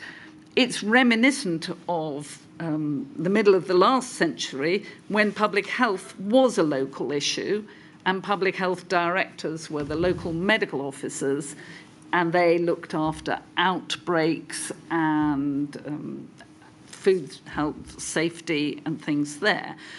So it sounds a really good idea, but of course the government gave budgets with them to local authorities, and they were very vulnerable, and they ended up cut. So I think they have found it a very difficult role. You referred to the 2012 Act. In fiscal terms, and as far as the directors of public health were concerned, did that Act transfer fiscal responsibility for those directors away from central government to local authority? And that, of course, is why you refer to the fact that local authorities then controlled the budget. So if local authority budgets are cut, equally the budgets of their local directors of public health are cut. That was in effect what happened. The budget went from the Department of Health to Public Health England, at least this is how I understood it, and then out to the directors of public health and became part of the local authority budget. Public Health England collected the data and accounted for it, but it was cut by local authorities when they needed saving. Given what you said earlier about the important functions of the CMO, including health improvement, as well as public health, to what extent does the CMO, England and Scotland and Wales and Northern Ireland, collaborate with and engage with local directors of public health? So the structures were different in the other devolves, and they had roles within the NHS, in their NHSs, which I didn't. I met at least once a year with Directors of Public Health by sharing a conference with the Association of Directors of Public Health. I met the president or chair of the Association of Directors of Public Health more often. I tried some phone-ins, but not many people phoned in. So if I met them, they said, "Oh, so I face very similar issues to you," because I would talk about how you have to try and persuade politicians to put money into things or to recognise the importance of a policy. And I would talk about how difficult it could be. And they'd say, "That's exactly what happens to me." So we had similar jobs, but I didn't have a strong relationship. What about with local authorities more generally? So, for example, my lady's had evidence about local resilience forums who play an important part locally in civil contingency. They're on the bottom of the chart at the bottom left. Were there any meaningful links between the office of the Chief Medical Officer or the Chief Medical Officer and them? No, those links were either with Public Health England or with the EPRR programme. All right. And finally on this topic, the devolved administrations, you had regular meetings, did you not, with the CMOs and the deputy CMOs of the devolved administrations, and no doubt you had meetings with the national analogue of Public Health England, so Public Health Wales and the Public Health Agency in Northern Ireland and Health Protection Scotland. Were they all bodies with whom you communicated at some point?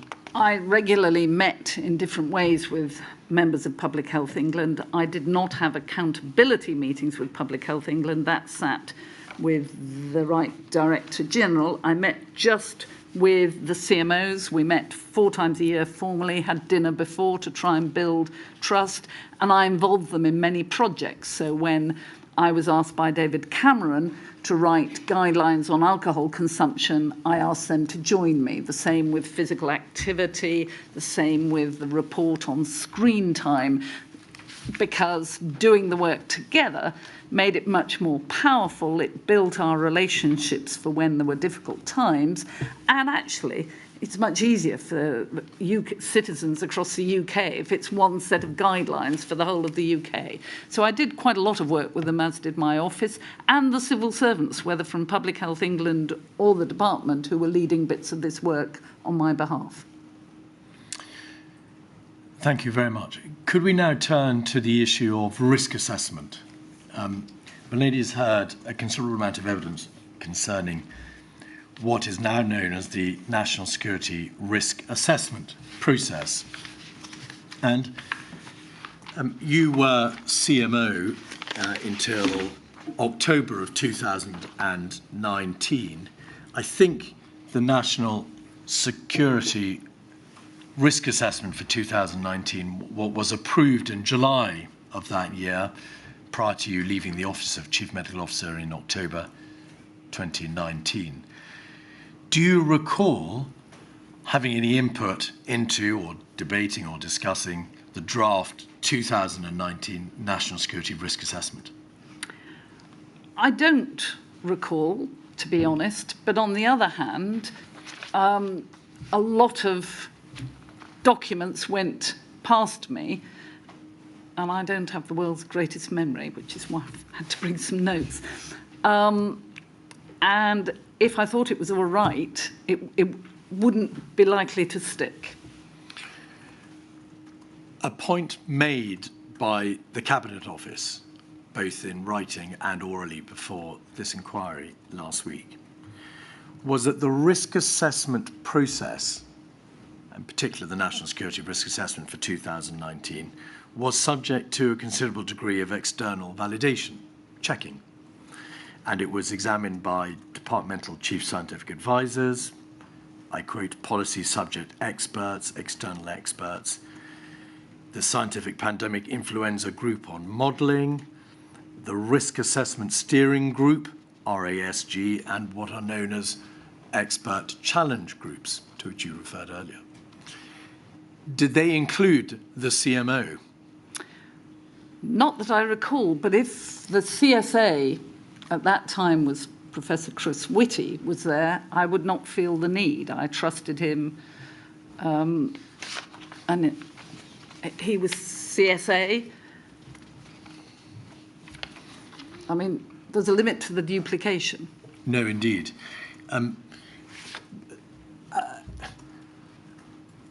The Chief Medical Officer, of course, after you, as you said, is an expert in epidemiology. One of the major risks, in fact, the primary risk, a tier 1 risk, the highest overall risk in that entire risk assessment process was of influenza pandemic, of course, closely related to the issue of epidemiology. Do you think there was a case for involving, or maybe now involving, the Office of the Chief Medical Officer in that risk assessment process in order to ask the right questions, to challenge and to probe? I think it does depend on who is the CSA and who is the CMO. I would be surprised if I could second guess Chris Whitty. I do know that I made sure that antimicrobial resistance stayed on the list because I've had such trouble trying to raise awareness of this. In your witness statement, you express your belief that the UK's preparations for a pandemic of influenza reflected a long-standing bias in our preparations in favour of influenza and diseases that had already occurred, with, we now know, an underestimation of the impact of novel and particularly zoonotic disease. Part of that underestimation, or an explanation for that underestimation, may in part be found in that risk assessment process, which focused on pandemic influenza, as you know, and arguably failed to give sufficient attention to the risks of other pandemic pathogens and of their varying characteristics, which may include different incubation periods, asymptomatic transmission, higher transmissions, greater severity, and so on. You're familiar with the issues. Why do you think that long-standing bias occurred and or was allowed to continue? So I've said previously something about groupthink, and there was groupthink, but it wasn't just us. This was the whole global north, the Western world, thought that flu was the thing to focus on. And let me be quite clear. We've had, in just over a century, 4 flu pandemics.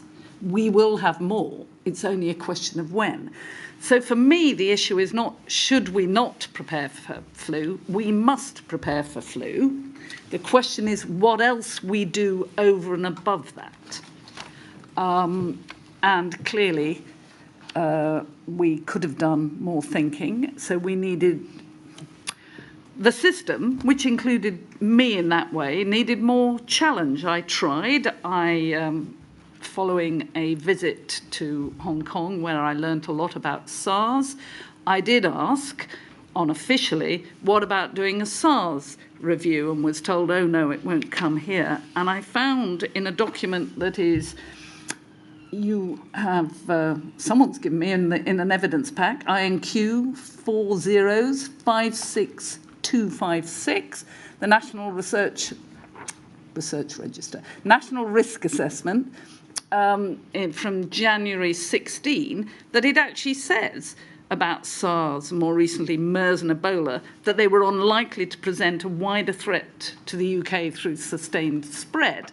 So I mean, that was what I was being told. I went to Korea, I came back, and I asked for a MERS practice, and we did exercise Alice that you may come to. Yes. So I did put some challenge into it, but maybe this is the moment to say how sorry I am to the relatives who lost their families. It wasn't just the deaths, it was the way they died. It was horrible, and I heard a lot about it from my daughter on the front line as a young doctor in Scotland. It was harrowing, and it remains horrible. Indeed. In September of 2019, the Johns Hopkins Centre for Health Security published a paper titled Preparedness for a High-Impact Respiratory Pathogen Pandemic. Can we have, please, 198916? I think page 6, please. 198916.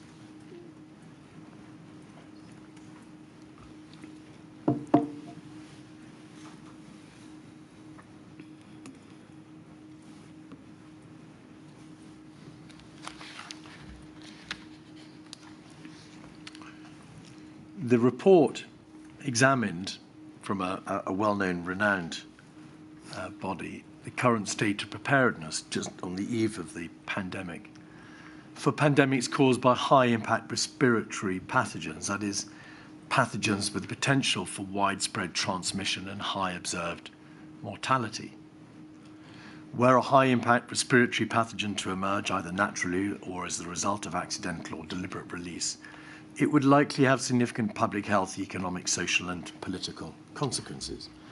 Novel high-impact respiratory pathogens, so just pausing there, not just, of course, influenza, have a combination of qualities that contribute to their potential to initiate a pandemic.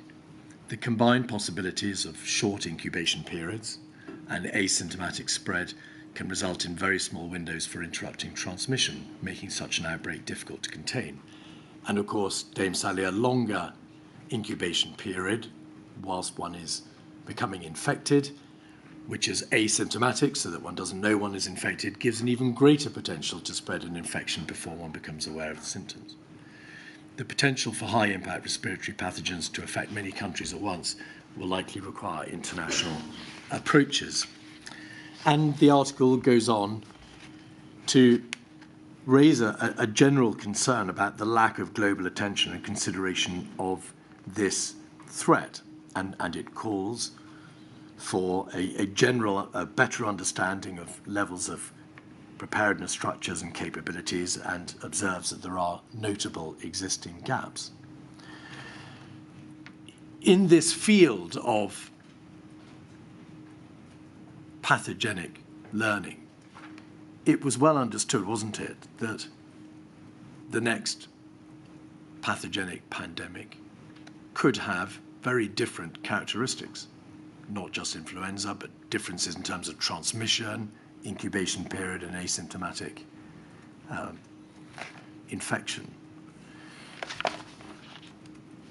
You must have given a very great deal of thought to this issue.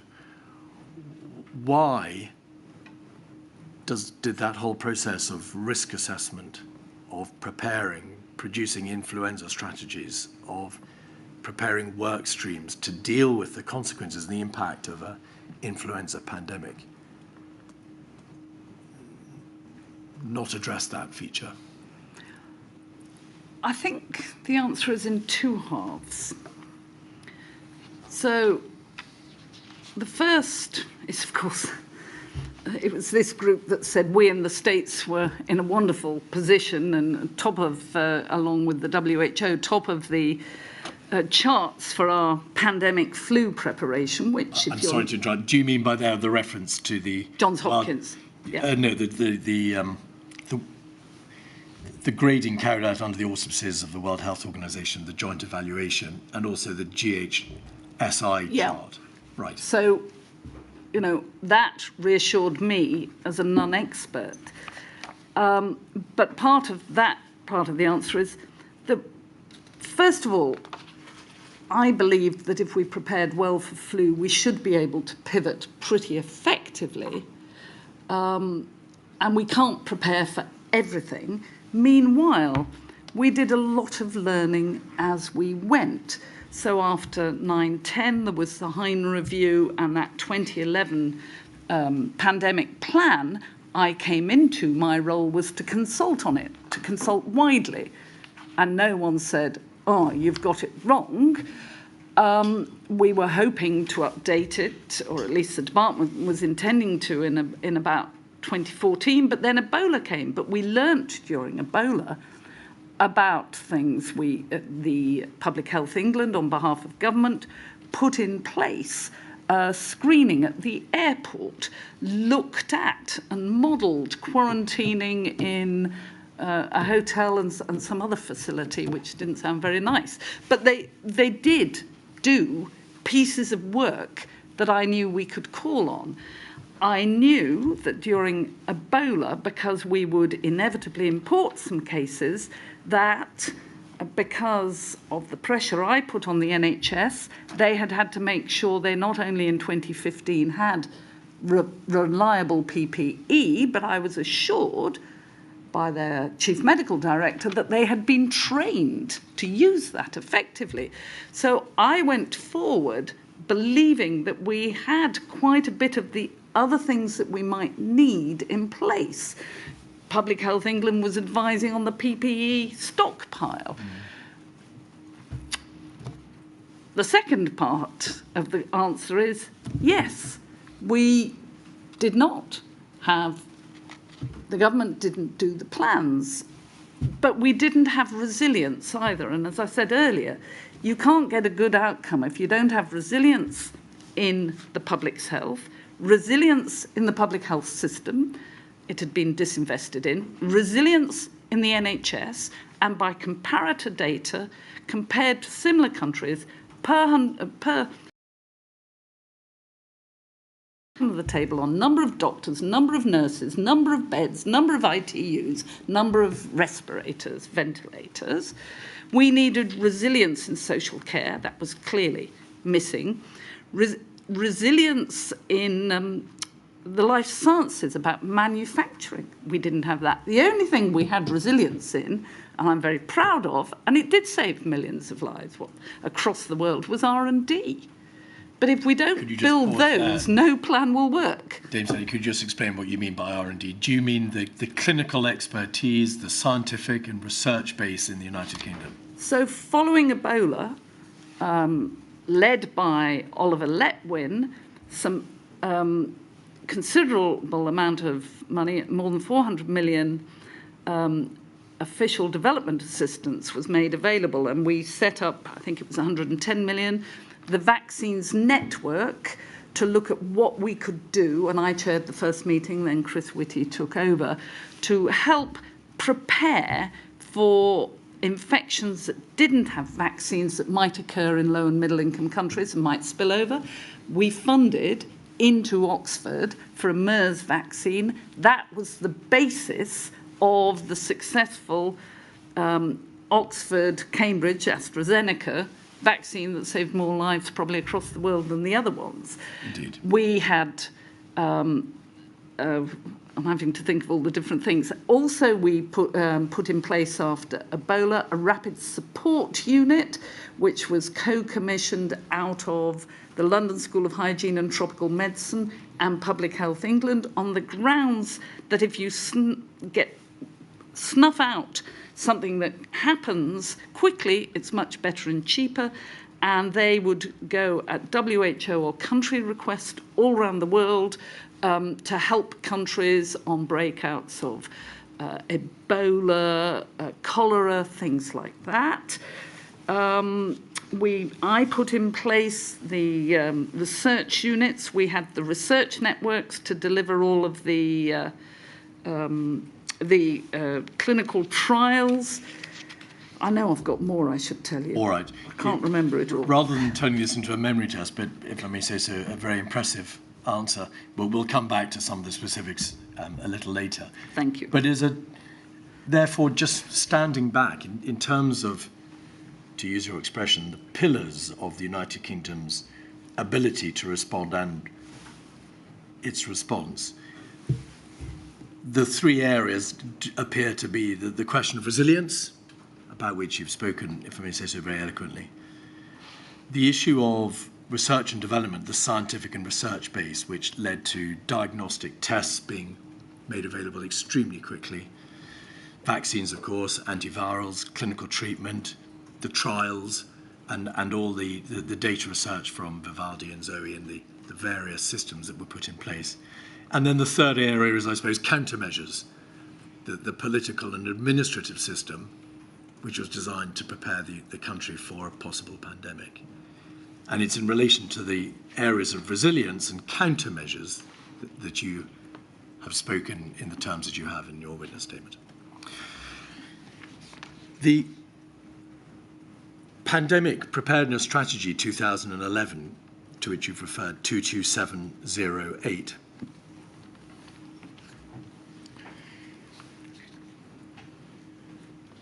Dame Sally, I dare say that when the strategy came to you for your review, you said you had an input into it. Of course, it called itself the Influenza Pandemic Strategy. So I don't suppose anybody was thinking about what other pandemics this strategy document should be designed to address. I was not. It was the beginning of my period. I had a lot to learn. Page 15 says this: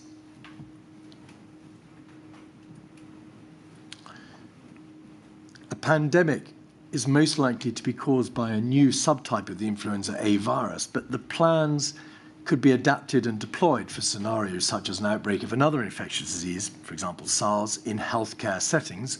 I pause there. In healthcare settings because SARS wasn't generally understood to be something that was capable of spreading beyond healthcare settings, with an altogether different pattern of infectivity. Is that the same point that you made earlier, which is that you understood that the strategy was to have a plan for influenza, which could then be adapted for the purposes of a non-influenza pandemic? This was written by my predecessor, who knew much more about this than me. I mean, looking at it now, I still think that some of the plan was very useful and can be very useful, but there was more we should have done.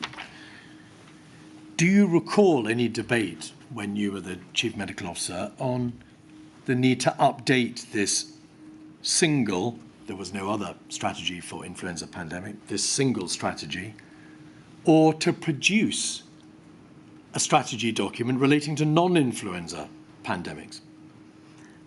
No, but I suppose in a way that's why I wanted, practices, because do you need something else written and long? What you need is the people who will be involved to learn lessons and know how to put it into practice. So I asked, after the German outbreak of E. coli, where a number of children died, that we should do an E. coli exercise. I asked about SARS. I initiated by asking for it the MERS one.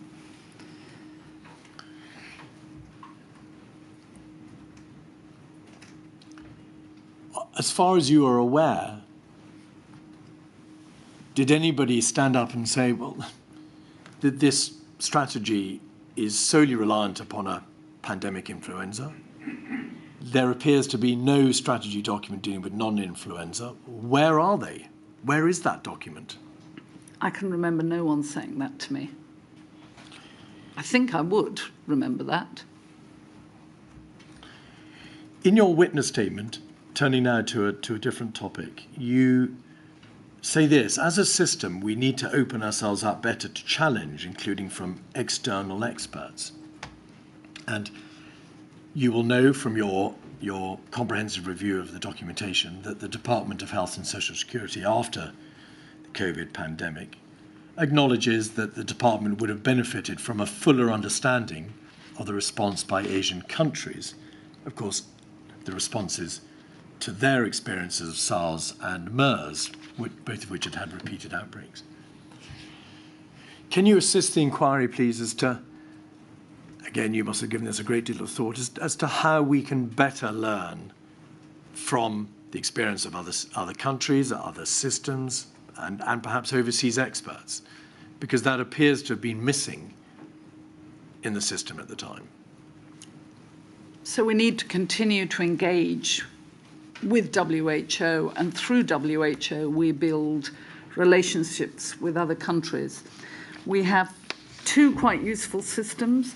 One is called GHSI, Global Health Security Initiative, which is G7 health ministers plus Mexico, who have met a number of times, and we've done exercises with the ministers and their senior advisors. Those have been useful. G20, when Germany was chair, we did an exercise in Berlin on Ebola. That was very important for the health ministers. I learned some things. I actually went and ran one on antimicrobial resistance for the Argentinian G20 that they found very useful. But I also think we need to look at how we bring in external challenge. And it is something about an open policy approach, which I was clearly made for, in that I love to have a debate and see if someone can best me and make me change my mind. Do they? Occasionally. Yes. And so, Dame Sally, have you identified, therefore, a second important doctrinal approach that there can no longer be the level of groupthink to which you referred earlier, but there must be more external challenge and a doing away of what you describe as United Kingdom exceptionalism, the belief, utterly ill-founded, that we know better? I absolutely agree, but I would also say that as we do this, we've got to remember that we have a limited amount of money and limited people, both in the policy space and in the delivery space, whether it's the NHS or public health. And so we also have to, while listening with respect to some of our academic colleagues who come up with things and say, yes, but what is the risk of that happening? Is that something that we need to do a special plan for, or can we amend a plan? I mean, it's clear that no one thought about lockdown. I still think we should have locked down the first time, though a week earlier. But during that, we should have thought, do we need to further? The damage I now see to children and students from COVID and the educational impact tells me that education has a terrific amount of work to do. We have damaged a generation, and it is awful as head of a college in Cambridge watching these young people struggle. And I know in the preschool they haven't learned how to socialise and play properly, they haven't learned how to read at school. We must have plans for those. Well, they, Dame Sally, of course, are all terrible consequences from the lockdown itself. But for the purposes of this module, the position was, wasn't it, that the possibility of a lockdown itself was neither foreseen nor planned for. That is the reality, isn't it? And it was true. That failure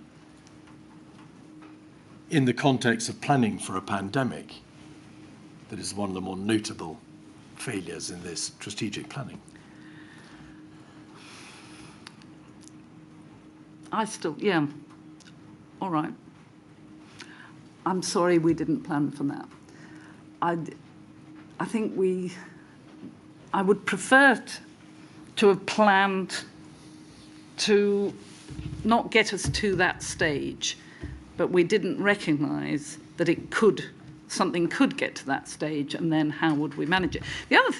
Another thing which I would say we didn't plan for was flu has peaks that go for 12 to 16 weeks. We never planned for something that was unremitting for a couple of years. And may not have gone away yet. We could have some more mutations. The risk assessment document to which you referred talks only in terms of a 15-week wave. And the impact of that on both the public but the front lines, we had to think about how we should scale effectively, but then maintain that response.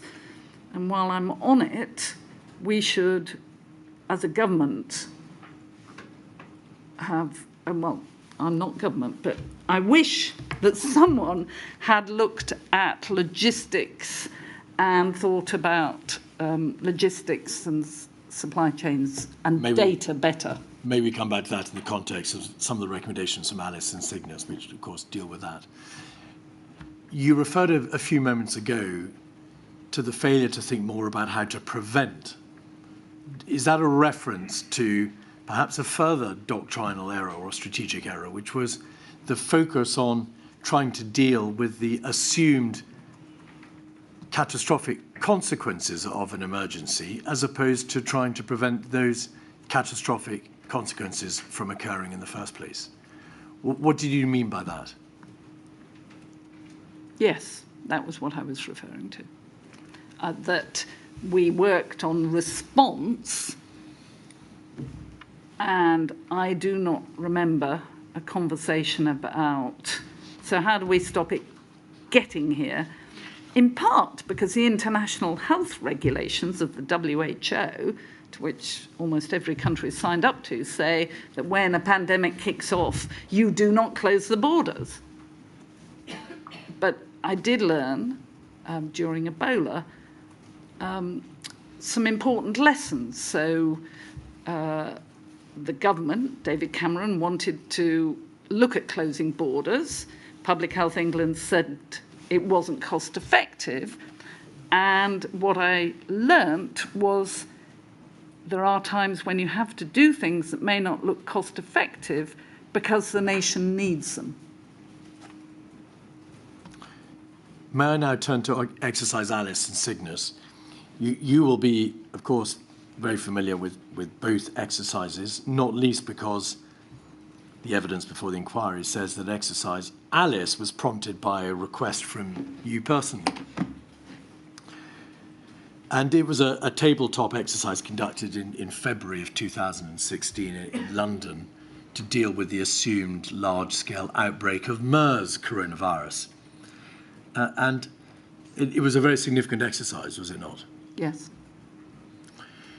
The objectives of the exercise were to plainly observe and confirm the health capabilities and capacities of our country, to explore and report upon the communications and the control mechanisms as to how this emergency would be dealt with, and also public messaging and contact tracing and so on and so forth.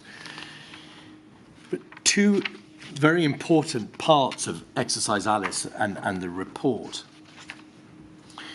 dealt with the possible need, I emphasize possible need, for mass contact tracing if MERS, the assumed exercise, were to get out of control and not just be confined to health settings. And also the possible need for large-scale quarantining, again, if the virus were to get out of control and were to overwhelm the relatively small systems for dealing with high-consequence infectious diseases, which are basically run by Public Health England and specialists who go in and sort out the problem. Can you recall now why the work streams that were designed to give effect to the Exercise Alice recommendations, particularly in relation to quarantining and mass contact tracing, don't appear to have borne fruit? No, I instigated it. I felt we needed it. If you look at the report, you'll see it was published, written by Public Health England. My understanding was, having written the report, which of course I saw, I participated and saw that they would get on and make sure that they addressed the agreed recommendations. It wasn't me saying, I think you should do this. No, it was the report. Yeah, from them. So, looking back, does it appear to be the case that the system, for which, of course, you're not personally responsible, but the system failed to ensure that within a reasonable amount of time, practically the recommendations of Exercise Alice were put into place, that plans were drawn up along the lines of those recommendations? I would have expected them to be. It appears they weren't. In relation to Exercise Alice, after it was completed, and it, in general terms, it set out and highlighted a number of areas in which recommendations were made and areas in which improvements were suggested. Do you recall any debate at the level of the office of the CMO as to how progress was being made in terms of putting those recommendations into place? No. All right. I mean, you must understand, I was terrifically hard worked and actually spent rather a lot of time on another health emergency, the antimicrobial resistance pandemic. Let me make absolutely plain, the system did not provide for or anticipate that the chief medical officer should oversee this process and make sure it was put into place. I'm merely inquiring as to whether or not the system happened to provide for the CMO to be told of progress and what was happening. I don't recall it. Jeremy Hunt, in his witness statement, and we'll be hearing from Mr. Hunt tomorrow, says he was not involved in Exercise Alice, and neither the department, that's the Department of Health and Social Care, nor the chief medical officer believe any recommendations from the exercise reached his desk, which rather suggests that he's asked you or he's made some inquiries as to whether or not you knew that the recommendations had not reached his desk. So I developed a trusting relationship with that particular Secretary of State and felt that I should get on with my work and go to him when I needed to. I asked for this. There were good recommendations. I don't think I did take it to him because it seemed to me the work was done. He was busy. He didn't need to worry about it. And you could sensibly presume that the system would be in place to ensure the recommendations were acted upon and the steps were taken. Exercise Cygnus was an even bigger exercise, was it not? It was a Tier 1 national level pandemic influenza exercise in October of the same year with near on 1,000 representatives. And it was designed to test the United Kingdom's preparedness and response to a pandemic influenza outbreak commissioned by the Department of Health and commissioned, I think, at a stage when you would by then have ceased being the chief scientific advisor in the Department of Health. Yep. I say this advisedly. You were merely at that stage just the CMO, but you weren't directly engaged within the Department of Health. To what extent were you aware of the outcome of Exercise Cygnus? I was not party to the work in 2014, and in August there was a one-day exercise Signet that set up Cygnus. Yes. Cygnus itself went for 3 days in October. I was part of that in receiving both briefings, briefing the Secretary of State and going to the mock Cobras and commenting and advising. The report makes plain that you yourself had called for more regular programmes of Tier 1 pandemic flu exercises. Yes. Is that correct? Along with the Permanent Secretary who agreed with me. And it was your position, and you publicly stated it, that it was essential to build on the learnings from Exercise Cygnus to ensure continuity in the country's preparedness. And you suggested that in future, Tier 1 pandemic flu exercises be conducted coinciding with the beginning of every new parliament, which would ensure regular and significant exercises. Yes. Do you know what came of your public and consistent recommendation to that effect? No, but we probably aren't in the new parliament and COVID came, but I don't. The conclusion from Exercise Cygnus, and Milady has heard this conclusion stated a number of times, is that the United Kingdom's preparedness and response in terms of its plans, policies and capability were not sufficient to cope with the extreme demands of a severe pandemic that would have a United Kingdom-wide impact. This was an exercise which, at least indirectly, you had called for, which you promoted and you supported, and you wanted such exercises to take place more regularly. Were you extremely concerned by that conclusion, the conclusion of the process to which you had lent your support? I thought it was a correct conclusion, and I hoped that it would spur more work. It did set off some streams of work that I was concerned about. One being how, if our NHS is overwhelmed, should we triage the work? And that piece of work went through, and it was in fact that which precipitated or pushed for the need to have a medical and ethical group that you referred to earlier. Another piece was, as we worked through it and things were clearly out of control, somebody representing a minister or someone would say, well, we could take emergency powers for, and I highlighted that we should work out what were all these possible emergency powers and draft a draft act so that we were prepared, and over the next 2 years that was worked on. So I had feedback occasionally from the civil services contingency on how that was progressing very slowly, and the triage work from the NHS, which I saw through to a conclusion and shared with ministers. The other work I was not particularly party to. And is that because, Dame Sally, the Chief Medical Officer was not expected and in no way expected to be able to supervise the outcome of the recommendations and whether they were implemented, let alone the work streams which were designed to give effect to those recommendations? So some of the work streams came across your desk because they happened to be within the reach of the CMO. So, for example, one was drafting a bill called the Draft Pandemic Bill, to deal with providing the necessary regulatory powers for a pandemic, although in the event, as we all know, the lockdown regulations in the main were promulgated under earlier public health legislation dating back to 1964.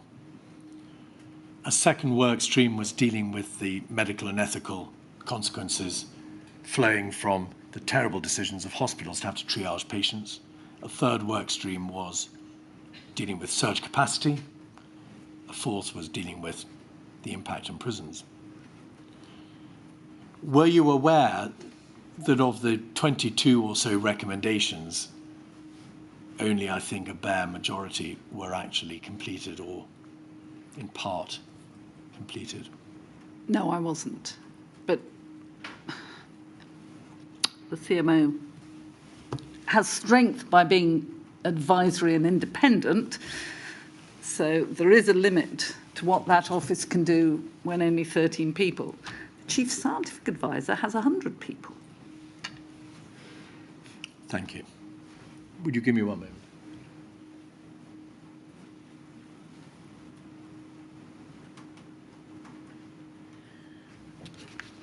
Dame Sally. Just before you go on to a different subject? I was going to ask one more question, yes. On this one, right. Just generally, and that in fact would conclude my examination. Oh, right.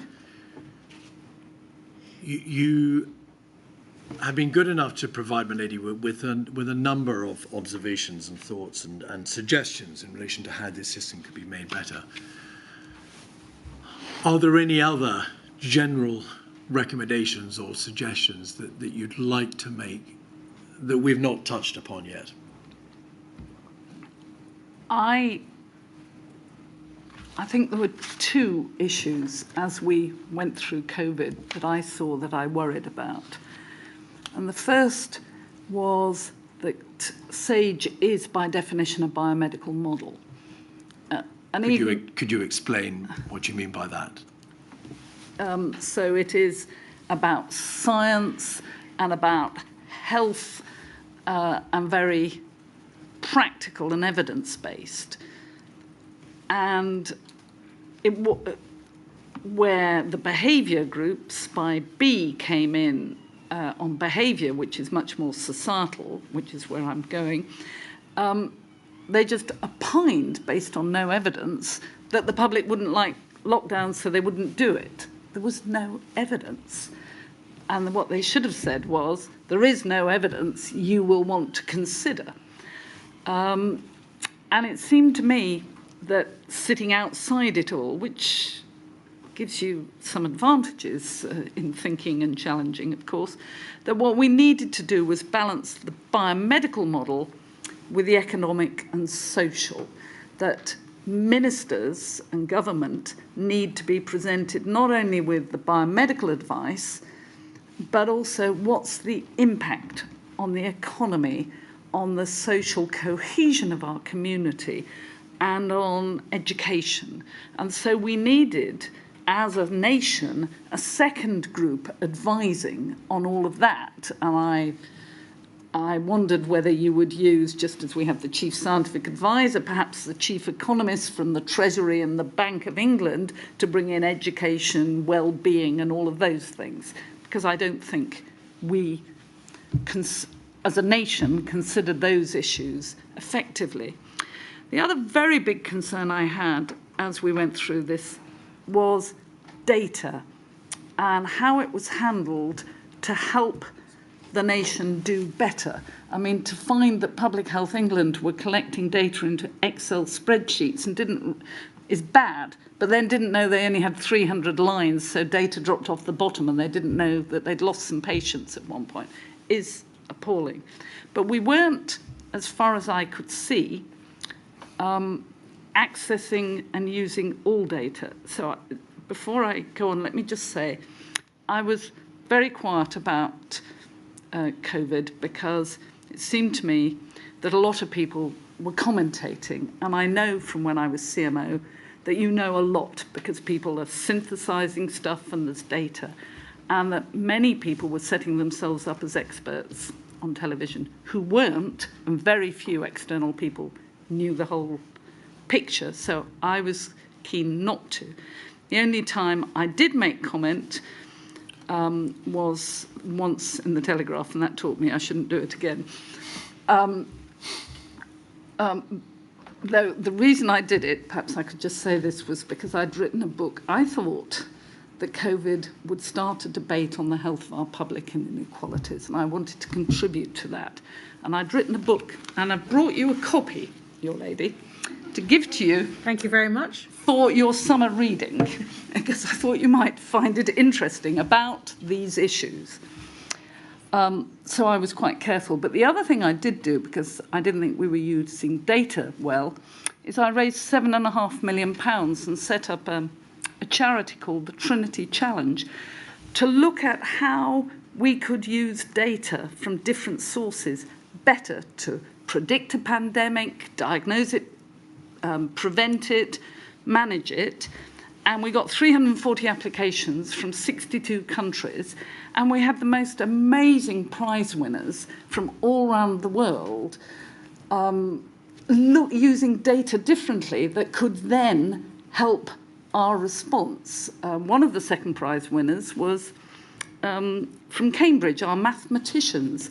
3.4 billion blood counts are done across the world. The printout looks like when I was a student, which was decades ago. 80% are done on a Japanese technology where under the decks there's a black box with 70 more parameters. Using data from Addenbrooke's Hospital in Cambridge from the year before COVID and then COVID, they think they've found a COVID signature.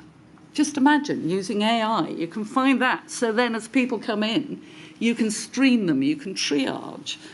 The winner was a Taiwan where farmers photograph sick and dead animals and send it to a vet who then begin to put data together and advise them because it matters to them economically, but thinking about diseases in animals that could hop to humans and visit if needed. So I felt we could use data better and differently. And I think as we go forward, we need not only to work cross-government to make, and it will be statutory what's needed, to make the resilience of the public health right, but also we're going to have to fund much better data, probably in partnership with academics, because governments find it difficult to be at the cutting edge. I remember quite early in the pandemic, some of our Cambridge mathematicians coming to me saying, the modelling's, it's out of date and it's for flu. We can do much better. So I asked them to go to the Royal Society, and then they were brought in by Patrick Vallance into the modelling, and then we had much better modelling. But we have to find ways to work much better with the cutting edge of our superb academics. May I be permitted to thank you for those thoughts? I should say that they're all areas which Milady will be addressing in Module 2, so specifically data, the diversity and makeup of SAGE and modelling. But if I may ask you one further question to tie some of the points that you've made to this module and preparedness. You've referred to the fact that the advisors and experts who are having to grapple with COVID may have failed to pay sufficient regard to behavioural change, in essence, the issue, if I can put it perhaps rather crudely, the possibility that the country and its citizens would react instinctively to the need to protect themselves from COVID, and therefore an issue arose as to whether or not a lockdown was required because the populace might just self-isolate naturally and in any event. Was behavioural change something that had come out of a survey of South Korea's response to the MERS pandemic, and which was the subject of a specific recommendation in Exercise Alice, which was the assumed MERS exercise in the United Kingdom? I don't think I know what you're getting at. What I would say is came out of both SARS and MERS in Asia was the desire, when there's a respiratory risk, to wear a mask. And WHO would not recommend masks because there were no randomised controlled trials. Well, blow me. You can't do a randomised controlled trial properly because you don't know whether someone's infected or not. You don't know whether they're wearing them properly or not. But common sense says that wearing masks will give some protection. And actually, I think that's where the science has ended up. So that came out of MERS and SARS. But that wasn't the what you issue were of getting at. behavioural change was something that was flagged up in the Exercise Alice report. Yeah. But very little appears to be done in relation to taking that thought or that work stream, to use a word beloved of the bureaucracy, further thereafter. True, and I think I'm arguing by saying we need a separate committee that thinks about behaviour and society so that it's not locked into health behaviour people, but is a much broader church of experts. I'm sorry for turning my back. I do apologise. I was just receiving a message. Milady, I believe there's been a request under Rule 10.4 for me to ask a question about exercise sickness, if I may do that. I think the evidence shows that exercise sickness was originally planned for 2014, but was delayed for a number of reasons. Can you recall why the carrying out of exercise sickness was delayed? Well, 14-15 was when we had Ebola, wasn't it? 14 to 16 was when Ebola was in West Africa.